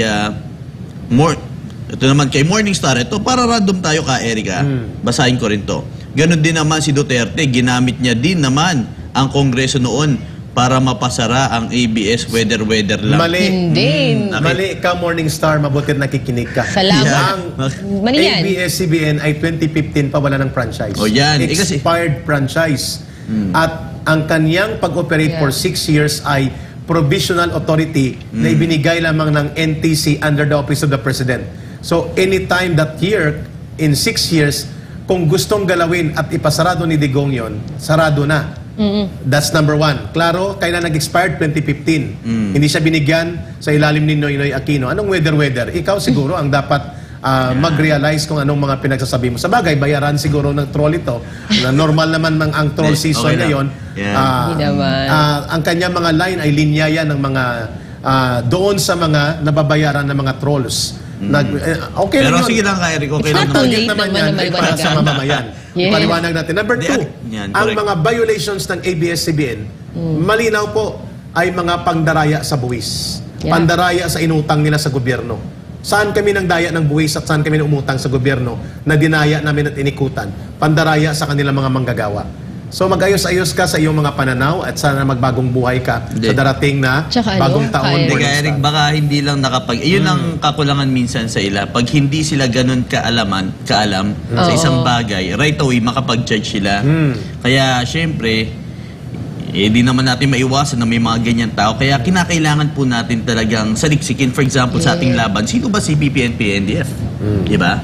Diyan natin malalaman yan ang basihan para maging intelektual. Ngayon, kaya mas marami na ang Pilipino na matatalino. Pero at ilan na lang. Pero, syempre, sa propaganda ng CPP, may mangilan-ngilan pa rin na mauto-uto ka, Eric. Kaya yan yung patuloy nating nilalabanan sa CPP. Sana maliwanagan si Morningstar sa kanyang mga natin. At doon pa sa iba kasi dumadami rin yung mga nagkokomento dito ng hindi ko alam, controls ba to? Talagang ganun yung antas pa ng kanilang kamalayan. Sige lang po, patuloy lang po kayong makinig, sumubaybay sa programang ito at maunawaan din po ninyo kung bakit ganito ka-agresibo din po ang ating mga talakayan dito. Yan po ay hindi para sa mga interes, mga sariling interes, yun po ay para sa kaliwanagan lahat para po sa ating bayan. At may ilang minuto pa tayo para pero sa ating... sa atin patuloy, ito ginagawa natin. Siyempre, last day na natin to para sa taong 2024. Muli, ako'y nagpapasalamat sa ating mga kababayan dahil at least iiwan natin ang taon na ito na mas lumakas pa tayo. Patuloy mas na lumalaban. Pa tayo. Mas dumami pa ang pamilya natin laban sa CPP, NPA, NDF. Ito yung actually, ito yung wish ko na natupad na. Pero gusto pa natin, mas palawakin pa, mas palakasin pa ang ating pagkakaisa at mas marami pang Pilipino ang maliwanagan laban sa CPP, NPA, NDF. Dahil alam naman natin na ito ang isa sa magiging daan para sa maayos na bayan. Yes. Miss Ina. On my part talaga ang wish ko ito, yung ating mga pinuno sa ating bansa, una sana sila talagang magpakita kung ano ba yung tunay na pagmamahal sa ating bayan. At hindi para nagmamakaawa o kailangan pang dumating sa puntong mag-aalsa ang ating mamamayan bago nila maunawaan na yung kapangyarihang ibinigay sa kanila ay para nga sa ikabubuti ng lahat. Kaya pinag-usapan natin, isang taon ito, binabaka natin. Di ba? Di naman overnight ang pagbabago Di overnight lahat ng hiling natin. Pero sana consistent tayo na kung ano na yung maganda, inuulit-ulit natin, ay ipagpatuloy. At yung mga pangako natin noon, tuparin po natin yun. At ang hiling ko rin, diba? Yung marami kasing parang nagsusulsul left and right. Yes. Na para bang nasisira na ba o nawawala na daw ba ang unity? Ako, gusto kong maniwala na hindi. Gusto nating maniwala na dumadaan din siguro sa kapagsubukan ng administrasyong ito at nakikita pa na tila tayo ay kumbaga ba ay instrumento para daw sirain sila. Ay hindi po. We want our government to succeed. Kasi pag nag-succeed sila, successful din ang ating buong bayan. At ang sentimiento po, kasi panahon natin ito Di ba, namumulat, tumataas ang kamalayan ng ating mga kababayan, lalo na po sa usapin ng CPP, NPA, NDF. At ano yung kabuang lagay ng politika sa ating bansa. At sana sa papasok na taon, good news na talaga ang matatanggap natin. At syempre dito sa SMNI, grabe din pinagdaanan natin na Christmas season, kaya tinatanong tayo kung saan ang operasyon ng SMNI. Well, kita nyo po, tuloy-tuloy po. Masaya pa rin po kaming nagbibigay serbisyo sa inyo at hindi po namin inaaksay ang panahon na kami po ibinibigyan dito ng privilege, pagkakataon na mga instrumento lang naman tayo ka, Eric. Franco, mga kababayan, dahil totoong pwersa po ay nasa sa inyo at hilingin din po ang pagkakataon ito pasalamatan. Of course, ating pinakamamahal pastor, Pastor Apollo C. Cublay, na sa kabila ng kaliwat kanang atake sa kanya, nananatili po siyang tapat at isa lang po lagi ang sinasabi niya sa atin na tayo dito sa ating pagmamahal sa ating bansa, manatili po tayong matapang at nagsusulong talaga ng katotohanan para sa kapayapaan at kaunlaran po ng ating bayan. Ayun. Mga kababayan, before pa kami mag-end for the year, at babalik po tayo January 2. Kung matutuloy po yung ating schedule dito, online pa rin tayo. hanggang sa ma-lift na yung pakialamero at wala sa hulog at wala sa lugar na pag-abuso ng MTRCB at ang NTC na dinala na natin sa korte. Mayroon pong malaking enkwentro kahapon sa Zamboanga area na ikinasawi po ng Guerrilla Front Secretary at tatlo pa niyang kasamahan sa Zamboanga area, and then another encounter sa Bukidnon sa Quezon. At masaklap po yung nangyari pala sa Bukidnon na 10 namatay na NPA sapagkat isang pamilya halos ang napatay. Ang nanay, ang tatay ng mga pamunuan ng Sub-Regional Committee 2 ng North Central Mindanao sa area ng Bukidnon at pati ang kanilang anak na nasa committee rin patay din. So masaklap po itong ginagawa ng CPP, NPA, NDF. Hindi po kami natutuwa kung kaya namin ito inuulat. Nasasaktan kami, nalulungkot, kaya namin ito pinapaalam na kung may mga pamilya pa po kayo na nasa CPP, NPA, NDF o nire-recruit yung mga kabataan at mga pamilya nyo o relatives nyo, ay subukan nyo pong makahanap ng paraan na mapabalik sila sa inyo ng buhay at mag-coordinate po tayo sa gobyerno. At sa lahat po na nakikinig, including kay Morningstar, kung ikaw ay sincero sa iyong komentary, sana nga mapakinggan mo ito na ang totoong kalaban po natin dito bilang mamamayan kasama ang pamahalaan ay ang CPP, NPA, NDF. Ang mga kriminal, ang mga kurakot at mga politikong abusado na gumagamit ng poder. Lalo na po ang CPP, NPA, NDF na siyang pinakadahilan kung bakit hindi po umunlad at umusad ang ating bayan na pag-iwanan tayo for the last 50 years. Actually, 55 years na. Doon po tayo magkaisa. Wala po kaming pakialam o hindi po namin mapipigilan ang pag-aambisyon ng sinumang politiko. Si Sara Duterte, si Rodrigo Duterte, si Marcos, si Martin Romualdez, pero doon po tayo maglaban. Doon sila dapat maglaban sa eleksyon. Yes. Hindi po kasama ang CPP, NPA, NDF. Sapagkat yan ay bahagi ng demokrasya. At huwag din po sana nilang tingnan na kami may mga opinion dito at sino pa man sa ABS, sa iba pang mga media, GMA, CNN, kami po ay bahagi ng tinatawag nating buhay na demokrasya. Yes. At kung kami po ay magtanong sa mga lingkod bayan, sa government officials, o kami pa kahit pa mag-akusa kami, bahagi po yan ng talakayan. Isagutin nila, magpaliwanag sila. Hindi po mali yun. Ang tawag po dyan ay dynamic and very healthy democracy. At ang pagsasagawa ng ganong mga pamamaraan na inilalantad natin ang mga katotohanan sa mabuting pamamahala at mga katiwalian sa pamahalaan, abuso sa poder, at yung mga kumakalaban sa gobyerno at nagwawasak ng ating bayan, ang tawag po natin dyan ay good citizens' duty. Tungkulin ng mabuting mamamayan sa kanyang bayan. Kaya mabuhay po ang ating pagkakaisa at sana po managot ang mga nag-aabuso sa poder kasama po ang nakikipagsabwatan sa CPP, NPA, NDF at maging mapayapa ang ating bayan kung totoong papunta sa good governance ang ating pamahalaan. And we hope and we pray and we will stand by the government under the administration of Bongbong Marcos Jr. na sana po papunta tayo doon sa totoo, tunay at tapat na good governance upang hindi po tayo mawala sa landas ng pagbangon para sa totoong bagong Pilipinas. Mabuhay po ang sambayan ng Pilipino, mahalin natin ang bansang Pilipinas. Walang ibang magmamahal ito kundi tayo ring mga Pilipino. Yes, Eric, maraming salamat. Maraming salamat, Miss Ina. At sa ating mga taga-subaybay, see you next year. Happy New Year. Sa ating Vice President, Happy New Year. At ating former President, Rodrigo Roa Duterte, Happy New Year. Siyempre, ang ating mahal na Pastor Apollo C. Kibuloy, Happy New Year. At pati kay President Bongbong Marcos. Buong administration. Siyempre naman. Happy New Year. Talaga eh. Yan talaga eh. Dito tayo. Kala nila. What about Speaker Martin Romualdez? Happy New Year! Happy New Year! And sana magbago na. Sa Committee de Kangaroo Court at Ways de Cotsilio na komitiba, ng Congress. Happy New Year pa rin sa inyo. Happy New Kasi Year may pa rin. New Year's resolution din yan sila kay Eric. Resolution sa atin? Yun. Ibang resolution yung binigay eh. Resolution yung ano eh. Ang naririnig natin, si Congressman Gigi Suarez ay bumili na ng padlock na napakalaki. Kasi siya daw magpapadlock ng SMNI. Totoo ba yun? Nagtatanong. Nagtatanong lang. Ako, meron pang bill doon na for... Pero Sige, next year na natin problemahin yan. Correct O magbilang na lang tayo, Miss Ina, ilang araw na lang ba ang natitira bago magbagong taon? 3 araw na lang po mga ka-partner at bagong taon na. Sabi naman natin ating mga Christmas, ating mga hiling bago magtapos ang taong to. Once again, Happy New Year po mga kababayan, and may the Father bless you all.